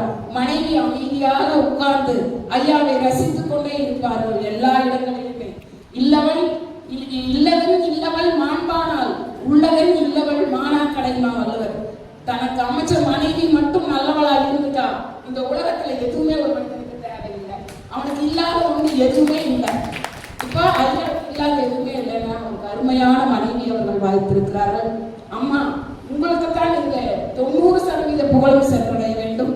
வாழ்க்கை இதே போன்ற ஐயாவுக்கு நீங்கள் உறுதுணையாக இருந்து வாழ்நாள் முழுவதும் அவருக்கு நீங்கள் உதவி செய்ய வேண்டும். இந்த அரங்கத்திலே எங்கே பேசுவது என்றாலும் உண்மையாக சொல்கிறேன், பெருமைக்காக சொல்லவில்லை. எனக்கு நேரம் இருக்காது, நிறைய இடங்கள்ல பேச போயிருப்பேன். குடும்பம் இருக்கிறது, வேலை இருக்கிறது. ஆனாலும் ஏதாவது ஒரு மேடையிலே என்னை ஏற்றி அழகு பார்க்க வேண்டும், என்னுடைய பேச்சை கேட்க வேண்டும் என்ற தீராத ஆசையுடைய என்னுடைய அன்பு சகோதரர் துரைசாமி அண்ணா அவர்கள் இருக்கக்கூடிய எல்லா தமிழ் சங்கங்களிலுமே அவர் இருப்பார். தன்னுடைய ஓய்வு காலத்தை, வேலைக்கு பிறகு ரிட்டைர்மெண்ட்டுக்கு அப்புறமா தன்னுடைய ஓய்வு காலத்தை மிகச் சிறப்பாக இந்த தமிழ் பணிக்காக அவர்கள் அர்ப்பணித்திருக்கிறார்கள். அவர்களை எல்லாம் முன்னுதாரணமாக எடுத்துக்கொண்ட இளையோர்கள் எல்லாம் வாழ வேண்டும் என்று சொல்லி இந்த நல்ல வாய்ப்பினை எனக்கு ஏற்படுத்தி கொடுத்த இந்த திருக்குறள் ஆய்வு களத்துக்கும், இங்கே எத்தனை 500-1000 கிலோமீட்டருக்கு அந்தல்ல இருந்து நட்புக்காக, அதனாலதான் வள்ளுவர் நட்பு, தீ நட்பு, கூடா நட்பு 3 அதிகாரம் வச்சாங்க. 5 அதிகாரம், எல்லாத்துக்கும் ஒரு அதிகாரம், நட்புக்கு 5 அதிகாரம். அந்த நட்புக்காக வருகை இருக்கக்கூடிய இவர்களை போன்ற பெரியோர்களை எல்லாம் பார்த்து நீங்கள் நட்புறவாடுங்கள் என்று சொல்லி நல்லதொரு வாய்ப்பை நல்கிய இந்த அவைக்கும் இந்த திருக்குறள் கழகத்திற்கும் எனது நன்றி கலந்த வணக்கங்களையும் பாராட்டுகளையும் சொல்லி என்னுடைய பேச்சை நிறைவு செய்கின்றேன். நன்றி, வணக்கம். இந்த அரங்கத்தில் அறம் பொருள் இன்பம் வள்ளுவம் காட்டும் வாழ்க்கை நெறி. ஒரு மனிதன் சரியாக வாழ்ந்தால் எதையும் செய்ய முடியும். குறை நிறை மனிதன் கிட்டதான் இருக்கும். குறை இருந்தால் தெரிந்து கொண்டு அதை கலைந்து விடு. எதை செஞ்சிருக்கலாம், செய்யாம இருக்கலாம். ஆனால் வரும் காலகட்டத்தில் முகத்திற்கு முகவரி ஏற்படுத்து, அதில் தெளிவாக இரு, சான்றாக இரு என்று சொல்வதை போல அறத்தை பற்றியும் பற்றியும் பொருளை பற்றியும் இன்பத்தை பற்றியும் இங்க அமர்ந்திருக்க ஹைதர் சாருக்காக தான் ஒரு வேலை விழா நடக்குதோ நான் நினைத்து பார்த்து வியந்து போகின்றேன். ஒருவேளை நான் வியந்து பார்க்கும் ஒருவேளை பொருந்துதா என்னமோ தெரியல. மகிழ்ச்சி, வாழ்த்துக்கள். நல்ல பணி யார் செய்தால் என்ன, எப்படி செய்தால் என்ன, எங்கிருந்து செய்தால் என்ன, எதை செய்தால் என்ன, எப்பொருள் யார் யார் வாய் கேட்பினும் அப்பொருள் மெய்ப்பொருள் காண்பது அறிவு என்பதை போல அறிவுக்கு விருந்தளித்த அந்த வள்ளுவ பேராசாரின் வாக்கினை இந்த இடத்தில் பதிவு செய்வதற்கு முன்பாக நிறைவு செய்யும் அந்த கண்மணி அல்லவா, என்ன அழகாக ஒவ்வொருவரும் முத்தான கருத்துக்களை சொன்னாங்க. அதில் நிறைவாக ஐயா நான் ஒரு 2 வார்த்தை உங்களை வாழ்த்து பேசுகிறேன் என்று சொல்லி ரூபி மெட்ரிக் மேல்நிலைப் பள்ளியின் தாளாளர் பொறுப்பை அலங்கரிக்கும் எனது கெழுந்தகை பெருந்தகை கவிஞர் முனைவர் அண்ணன் சுகுமார் ஐயா அவர்கள். சுகுமார் என்று சொன்னாலே அழகுதானே, இந்த அரங்கமே விழாவே அழகானதுதான். நீங்களும் அழகு சேர்க்க அன்போடு அழைக்கிறேன். ஐயா, நீங்களும் சில கருத்துக்களை. என்னை துணிக கர்மம் துணிதவன் என்பவன் என்பதற்கு என்ற வலுவனை வரிகளை வணங்கி அனைத்து சான்றோர் பெருமக்களுக்கும் நல்வணக்கம். சொல்லப்போன அந்த ஒரே ஒரு திருக்குறள் எண்ணி துணிக கர்மம், அந்த வரிகளுக்கு உயிர் கொடுத்தவர்கள் தான் அத்தனை வல்லுநர்களும். அதிலேயே அங்கே வந்திருக்காரு கடல் கடந்து வந்த நண்பர்கள். இந்த திருக்குறள் ஆய்வுக் கழகம் முனைவர் அன்வர் பாட்ஷா அவர்களிருந்து அவர் குடும்பத்திலிருந்து நண்பர்கள் உற்றோர் அனைவருமே இந்த ஒரு குரலுக்கு உயிர் கொடுக்க வேண்டும் என்பதற்காக தான் 50 வருட போராட்டம். ஐயாவுடைய ஸ்பீச் சாதாரண விஷயம் இல்லை, இதயத்திலிருந்து பேசப்பட்டது, இதற்காக பேசப்பட்டதில்லை. ஏன்னா அதனால அப்படியே கண்ணு வைக்காம பார்த்துட்டு இருந்தேன். அத்தனை கோடிக்கணக்கான பெற்றோர்களுக்கு அவருடைய பேச்சு போய் சேரணும். என்ன சொன்ன அவருடைய கசல் சொல்லும்போது அறிஞர் சொன்ன ஒரு வார்த்தை, கடல் ஏன் உப்பு நீராக இருக்கிறது, என் கடல் கடந்து சென்ற தமிழர்கள் சிந்திய கண்ணீரை உப்பு நீராக இருக்க சொல்றாரு. அந்த அழகான வரிகள் இவங்களுடைய வாழ்க்கை பார்க்கும்போது நம்ம எல்லாம் விளையாட்டுக்காரங்க சந்தோஷமா இருப்பாங்க அப்படிங்கிற ஒரு உணர்வோட வாழ்ந்துட்டு இருக்கிறோம். உண்மையிலே நம்முடைய போராட்டம் என்பது விழுந்து விட்டோம் என்று வேதனைப்படாது, விழுவதை நீ விதை என்பதை மறந்து விடாது. நீங்கள் எல்லாம் விதைன்னு சொல்லி அழகா நம்மளை விழுது பரப்புறக்கும் வேர்கள் பிடிப்பதற்கு அற்புதமாக ஒரு ஸ்பீச் கொடுத்தாங்க. மிக அற்புதம், ஒவ்வொரு நிகழ்வும் மிக அற்புதமாக இருந்தது. மாணவர்கள் சொல்லும் போது எளிமையாக சொல்லுவாங்க, 10 திருக்குறளை படித்தால் ஊரை ஆளலாம், 100 திருக்குறளை படித்தால் உலகை ஆளலாம், வள்ளுவன் தந்த 1330 திருக்குறளை படித்தால் கடவுளாகலாம். வள்ளுவன் தந்த அத்தனை கடவுளாகும் போது அந்த மனிதர்களை கடவுளாக்கும் இறைப்படியும் என்று அன்வர் பாட்சா இருக்கிறார். அப்ப அவரை திருக்குறள் தூதர்னு சொல்றதை விட திருக்குறள் இறை தூதர்னு ஒரு பட்டம் கொடுக்கலாம். உண்மையிலேயே நான் என்னுடைய கவிதை எழுதும் போது 1330 உயிர் சிற்பங்கள் அலங்கரிக்கும் தமிழ் கோபுரம் திருக்குறள் சொன்னேன். அந்த 1330 உயிர் சிற்பங்கள் அலங்கரி கோபுரத்தினுடைய கலசத்தை நீங்க போட்டி தமிழுக்கோ செம்மொழிக்கோ மகளை சொல்லியிருக்கிறார்கள். அவளுக்கு நிச்சயந்த நன்றிகள், இணைக்கும் பிறந்தநாள் வாழ்த்து. உண்மையிலேயே இந்த ஆய்வுக் கழகம் இந்த பல 100 ஆண்டுகள் மரபணுவில் வள்ளுவன் உள்ளே நுழைஞ்சு சொல்லப்போன அவர் எத்தனை பிறகு அவர் மரபணுகள் அவர் உயிர் தோன்றல் வந்தாலும் கண்டிப்பாக பேரனோ கொள்ளு பேரனோ யாராக இருந்தாலும் சரி அவருடைய விதை அங்க இருக்கும். மரபணு விதை, மரபு கவிதை 4 நாளை மரபணு கவிதையா இந்த திருக்குறளுக்கு செம்மொழிக்கு மகளிர் சூட்டம். இன்னும் 100 வருஷம் 200 வருஷம் 500 வருஷம் 1000 வருஷம் கழிச்சு கூட கடைசியாக விழிமூட கனவுகள் விந்தைகள் புரியும். நமது முனைவர் அன்வர் பாட்சா அவர்களின் விழிமூட கனவுகள் விந்தைகள் புரியும், விடுபட்ட அம்பன இலக்கு நோக்கி விரையும், ஒவ்வொரு சொல்லும் விடுபட்ட அம்பன இலக்கு நோக்கி விரையும், தடங்களை தகர்த்தெறிந்து தனி ராஜ்யமாடும் திருக்குறள் ஆய்வுக் கழகம் பல்வேறு தடைகளை தகர்த்தெறிந்து தனி ராஜ்யமாடும். நம் உலக தமிழ் மண்ணில் இவர்களின் சாதனைகள் மணிமகடம் சூடும். வாழ்த்துக்கள். நன்றி. ஜெயன். வாழ்த்து செய்தி வாழ்த்து அன்பருக்கு நன்றியை தெரிவித்துக் கொள்வோம். தெரிவித்துக் கொண்டு மீண்டும் மகளிர் அரங்கத்தின் கருத்துக்களை தொடரலாம். இன்பத்தை பற்றி பேசியவர் திகட்டாமல் பேச வேண்டும் என்று எண்ணினார் என்னவோ மிகவும் ஆழமான கருத்துக்களை நம்மிடையே விட்டு சென்றுள்ளார். ஒரு புறம் யோசிக்க வேண்டிய கருத்து தான். ஏன்னால் நம்ம சாப்பிடும்போது கூட இனிப்பு தான் முதல்ல வைப்பாங்க. இதுக்கு அதிகமாக சாப்பிட முடியாது இனிப்பு, அதனால தான் குறைச்சி வச்சிருக்கிறாரோ அப்படின்னு அவருடைய சிந்தனையை நம்மளுடைய அவையில் வச்சாங்க. நிறைய 25 திருக்குறளையுமே என்ன செய்ய முடியாதுன்னா பொதுவெளியில் நம்ம அதிகமாக பேசுறதுக்கு இன்னும் அந்த சமூகத்தில் ஒரு தயக்கம் இருக்கு அப்படிங்கிற ஒரு காரணத்தினால அவர் கண்களை மட்டுமே பேசிட்டு விட்டார். கண்களால் தான் பேசுகிறோம், கண்ணின் மொழியை தவிர வேற அதற்கு மொழி இல்லை அப்படின்னு காதலுக்கு கண் இல்லை அப்படின்னு கேட்குற மாதிரி அந்த கண் தான் என்ன செய்யுது, எல்லாத்துக்குமே வழிகாட்டியா இருக்கு. ஏன்னா யாருக்கு ஒரு பார்வை நோக்கிறத பத்தி பேசுனாங்க, நிலம் நோக்கிறதே பேசுனாங்க, ரெண்டு கண்களும் நோக்கிறது, ராமர் சீதை எல்லாமே பேசுனாங்க. இதுலையும் தலைவர் பற்றி தான் அந்த கருத்தில் இருக்கும். அந்த சொல்லையே அவங்க என்ன செய்யல, பயன்படுத்தவே இல்லை. ஏன்னா முதலே உங்ககிட்டையும் சொல்லிட்டாங்க, எங்கிட்டையும் சொல்றாங்க, 20 பால் பற்றி நான் இது வரைக்கும் பேசுனதே இல்லை அப்படின்னு. அதே மாதிரி அந்த சொற்களையும் அவர்கள் தவிர்த்து விட்டு ஆனாலும் ஆழமான கருத்துக்களை விட்டு சென்றுள்ளார். அதுல கண்ணுன்னு சொல்லும்போது கண்ணிலே 2 மருந்து இருக்குன்னு சொல்லுவாங்க. ஒரு கண்ணு நோய் செய்யற மாதிரியும், இன்னொரு கண் அதுக்குரிய மருந்தா இருக்கிற மாதிரியும் தலைவன் கூறுவதாகலாம் திருக்குறள் அதுல இருக்கு. அதுல ரொம்ப மென்மையா போயிட்டு அணிச்சகம் அன்னத்தில் தூவி மாதரடிக்கு நெருஞ்சில் பழம் அப்படின்னு சொல்லி அந்த மாதிரி எல்லாம் ரொம்ப வர்ணனையான திருக்குறள்லாம் இருக்கு. என்ன இருந்தாலும் இன்பம் என்பது என்றுமே நிலைத்திருப்பதில்லை. அவங்க சொன்ன மாதிரி தாயும் செய் மன இன்பம், ஆசிரியர் மாணவருக்குரியது, தந்தை மகனுக்குரியது அப்படின்னு இன்பம் என்பது வெவ்வேறு நிலைகளில் இறைவனிடம் நாம் தேடக்கூடிய இன்பம் எல்லாமே இன்பம் என்பது இல்லறத்தில் மட்டும் அல்லாமல் இனிய உலகத்தில் எல்லா இடங்களிலும் இருக்கிறது என்பதை மிக அழகாக எடுத்து சொல்லி சென்றுள்ளார். அவருக்கு நமது நன்றியை தெரிவித்துக் கொள்வோம். நிறைவாக மிகவும் எல்லாருமே சொன்ன 1309 திருக்குறளுமே மிகவும் சிறப்பான திருக்குறள் என்பது எல்லாராலும் ஏற்றுக்கொள்ளக்கூடிய ஒன்றுதான். அதுல வள்ளுவர் காட்டும் வாழ்வியல் நெறிகளுள் மேலோங்கி நிற்பது அறமே பொருளே இன்பமே அப்படின்னு ஒரு தலைப்பின் கீழே நம்ம பேசியிருக்கோம். அறம் பற்றிய பேசும் பொழுது அறத்துப்பால்ல நிறைய திருக்குறள் இருக்கு. அறம் மட்டுமே இருந்தால் போதுமா அப்படின்னா போதாது, பொருள் மட்டுமே போதுமானா போதாது, இன்பம் மட்டுமே போதுமானா போதாது. ஆனாலும் அதில் சிலவற்றை நாம் தேர்ந்தெடுத்து வாழ்க்கையில் கடைபிடிக்கும் பொழுது சிறந்ததொரு நல்ல வாழ்க்கை கிடைக்கும். அதனால அதில் இருக்கக்கூடிய எல்லா பொருளையும் எல்லாரும் தெரிந்திருக்க வேண்டிய கட்டாயம் இல்லை. இருந்தாலும் நம்மளுடைய வாழ்க்கைக்கு தேவையான சிலவற்றை எடுத்து சொல்லலாம். அதுல அவங்க பேசும்போது ஈகை பற்றி பேசுறாங்க. அறத்தை பற்றி பேசும் பொழுது அறத்தான் வருவதே இன்பம் மற்றும் புறத்தும் புகழும் இல்லை. இன்பம் வரணும்னா அறவழியில தான் வரணுங்கிறது தான் நம்மளுடைய 39வது திருக்குறள்ல சொல்லியிருக்காங்க. அதை விட வறியவருக்கு ஒன்று ஈவதே ஈகை. ஈகை என்னன்னு கேட்டோம்னா வறியவருக்கு ஈவதே ஈகை. நம்முடைய சிறப்பு விருந்தினர் இந்த 3 சொற்களையும் நன்கு நினைவில் வைத்திருப்பார் என்று நினைக்கின்றேன். ஏன்னா நம்ம புக்கில் தான் படிச்சுட்டு இருக்கோம், ஆனால் அவர் தன்னுடைய வாழ்க்கையில கடைபிடிச்சிட்டு இருக்காரு.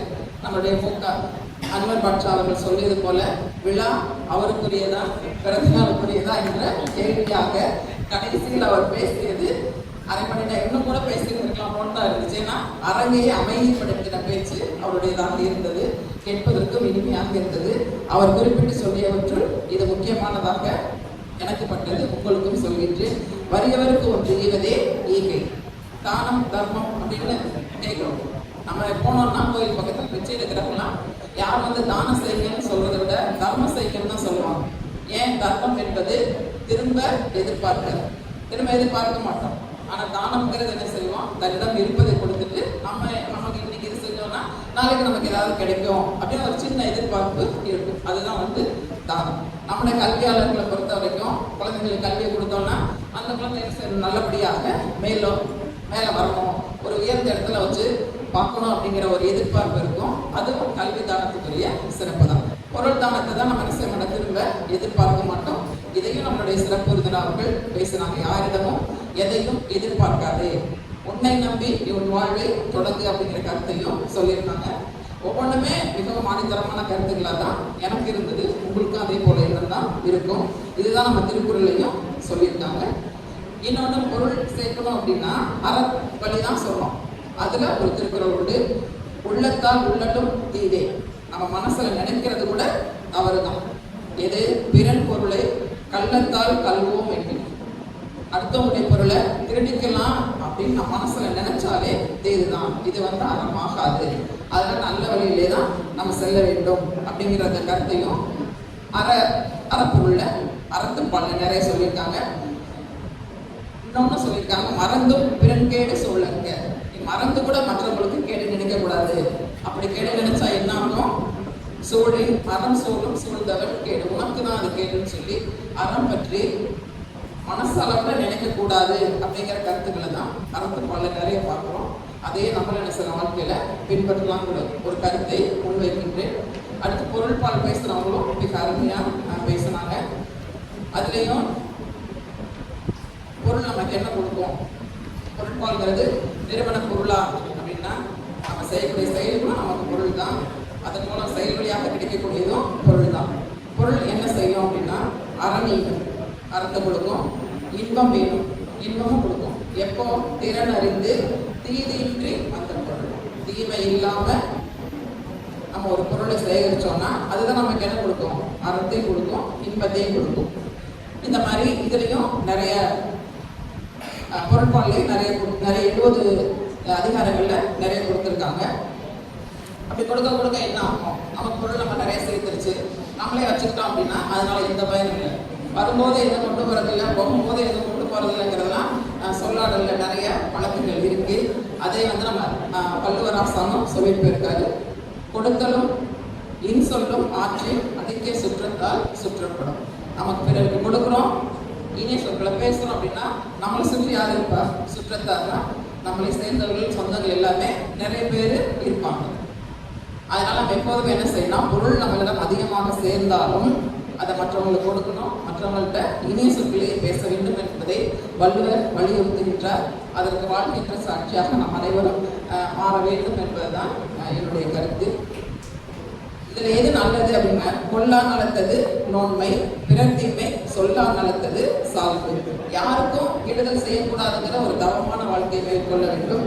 பிறர் தீமை பிறர் தீமை செய்யாம இருந்து நல்ல வழியில பொருள் ஈட்டோம்னா அதுதான் மிக சான்றாண்மை அப்படிங்கிற கருத்துக்களை எல்லாம் பொருட்பால பார்க்கிறோம். அதில் இதையும் பொருட்பாலை நாம் குறைத்து வழிபடுவதற்கு இல்லை. அடுத்ததாக 3வது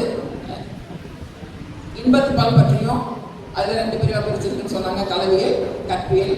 அதுலேயும் தலைவன் தலையை பற்றிய கருத்துரைகள் நிறைய இருந்தது, நிறைய இருக்கு. 25 குறள் தான் அப்படின்னு நம்ம அப்படியே அளந்து சொல்லிட முடியாது, ஒவ்வொன்றுமே ஆளுமையான கருத்துக்கள் தான்.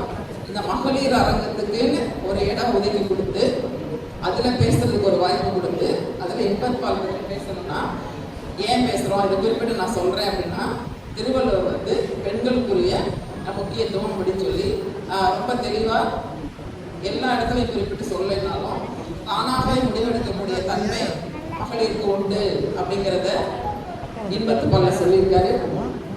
கலவையிலே சொல்லியிருக்காரு. கலவையில் என்ன சொல்லியிருக்காருன்னா, ஒரு அன்பை பற்றி தான் சொல்லி நம்ம எல்லாரும் பசியோடு இருக்கோம். ஆனால் அந்த காலத்தில் திருவள்ளுவர் காலத்துக்கு தலைவி தலைவின் மேல் கொண்ட அன்பால் ரொம்ப சூடாக சாப்பிட மாட்டாங்க. ஏன் சூடாக சாப்பிட மாட்டாங்கன்னா, சூடாக சாப்பிட்டா உள்ளத்தில் இருக்க தலைவனுக்கு என்ன செய்யுமா, சுற்றும் அப்படின்னு நினச்சிட்டு சூடாக சாப்பிட மாட்டாங்கிறத ஒரு குரலில் சொல்லியிருக்காரு. அது அவர் வாழ்ந்த காலத்தில் அந்த மாதிரி இருக்கும், இந்த காலத்தில் அந்த மாதிரி இருக்குமா என்னங்கிறது ஒரு கேள்விக்குறி தான். நம்பிக்கைக்குரியது என்ன அப்படின்னு கேட்டால், பெண்கள் தாங்களாகவே ஒரு முடிவெடுக்கக்கூடியதை இந்த இன்பத்துப்பால்ல நம்ம, ஏன்னா அது இன்பமாக மட்டும் எடுத்துட்டு போக முடியாது, அதில் தன்னம்பிக்கையை நம்ம பார்க்கலாம். எனக்கு இப்படி ஒரு காதல் நோய் வந்துருச்சு அப்படின்னா அதுக்குரிய மருந்தை நெஞ்சே நீயே சொல்லுன்னு சொல்லி தன்னுடைய நெஞ்சலம் தான் என்ன செய்வாங்க, திருப்பி கேட்பாள். எப்போ நீருக்கு தீர்க்கும் மருந்து அப்படின்னு சொல்லி தன்னைத்தானே தான் கேட்பாளே தவிர அடுத்தவங்களுக்கு போய் தீர்க்கிற மாதிரி திருக்குறள்ல என்ன செய்யல வள்ளுவர் குறிப்பிடவே இல்லை. இன்னொன்று, வருமது தொண்கள் ஒரு நாள் பருவன் பைதல் நோய் எல்லாம் கெட. எனக்கு இந்த நோய் வந்துருச்சு, ஆனா இந்த நோயெல்லாம் கெடுற அளவுக்கு என்னுடைய தலைவன் ஒரு நாள் வந்து நிற்பான் அப்படிங்கிற ஒரு தன்னம்பிக்கையும் என்ன செய்யுது இந்த திருக்குறளை நம்ம பார்க்க முடியுது. அதே மாதிரி இன்னும் கூட, நீரும் நிழலது இனிதே புலவியும் விழுதற் கண்ணே இனிது. நிழலை சார்ந்த நீர் எப்படி இனிமையா இருக்கோ அது மாதிரி என்னுடைய தலைவன் ஒரு நாள் வரும்பொழுது நான் இன்பமா இருப்பேன்னு சொல்லி ஒரு நேர்மறையான எண்ணங்கள் தான் இன்பத்துப்பால் குறிப்பிட்டிருக்கே தவிர மகளிருக்கு எதிர்மறையான எண்ணங்கள் எதுவுமே குறிப்பிடலாங்கிறத நான் இங்கே முன்வைத்து சொல்றேன். ஏன்னா வாழ்க்கையில் உயர்வதற்கு எது முக்கியம் அப்படின்னா தன்னம்பிக்கை என்பது மிக மிக முக்கியமானது. அப்போ கடைசியில் இந்த மூணு பால்களையுமே இந்த மாதிரி குறிப்பிட்ட சில திருக்குறள்களை நம்ம சொல்றோம். இதில் எண்ணுவது உயர்வுள்ளல். நம்ம என்ன நினைச்சாலும் அதை என்ன செய்யணும், நினைவா உயர்வா தான் நினைக்கணும். நம்மளே நம்ம என்ன செய்யற தாழ்வா நினைக்க கூடாது அப்படிங்கிற ஒரு கருத்து இருக்கு. அதனால இன்னும் ஒரே ஒரு சொல்ல மட்டும் சொல்லிட்டு நான் முடிச்சுக்கிறேன். தகுதின்னு ஒரு சொல் இருக்கு. அது எல்லாரும் எல்லாவற்றையும் பேசுறதுக்கு தகுதியுடையவர்களா அப்படின்னா நம்மளுடைய தகுதியை நாம தான் வளர்க்கணும். ஏன்னா தா என்பது தன்னம்பிக்கை, கூ என்பது குறிக்கோள், தி என்பது திறமை. தன்னம்பிக்கையோடு நல்ல குறிக்கோளை வைத்து திறமையை பயன்படுத்தி முன்னேறினால் வாழ்க்கையில் சிறக்கலாம் என்பது எல்லா இடத்துலையும் இருக்கு. அது இந்த திருக்குறளே இருக்கு. நிறைவாக இதுல வாழ்வியல் வழிகாட்டுதல திருக்குறள்ல அறமா பொருளா இன்பமா அப்படின்னு கேட்டிருக்காங்க. நம்ம என்ன செய்வோம்னா இவை அனைத்துமே சேர்ந்தது தான் வாழ்வியல் வழிகாட்டுதல சிறப்பானது அப்படிங்கிற ஒரு வார்த்தையை சொல்லி நிறைவு செய்கின்றேன். அப்ப மூணையுமே சேர்ந்துதான் நம்ம பயன்படுத்தணும். மூன்றையும் சிறப்பாக வாழ்க்கையில் எடுத்துக்கொண்டு நாமும் சிறப்பாக வாழ்ந்து பிறரையும் சிறப்பாக வாழ்வதற்கு ஒரு வழிகாட்டியாக அமைய வேண்டும் என்று கேட்டுக்கொண்டு நம்முடைய திருக்குறள் ஆய்வுக் கழகத்தின் 50வது பொன்விழாவில் தன்னுடைய பிறந்தநாளை கொண்டாடிய அன்வர் பாட்சா அவர்களுக்கு எங்களது கல்லூரியின் சார்பாக பிறந்தநாள் வாழ்த்துக்களை தெரிவித்துக் கொள்கின்றேன். அடுத்ததாக அவருக்கு நன்றியும் தெரிவித்துக்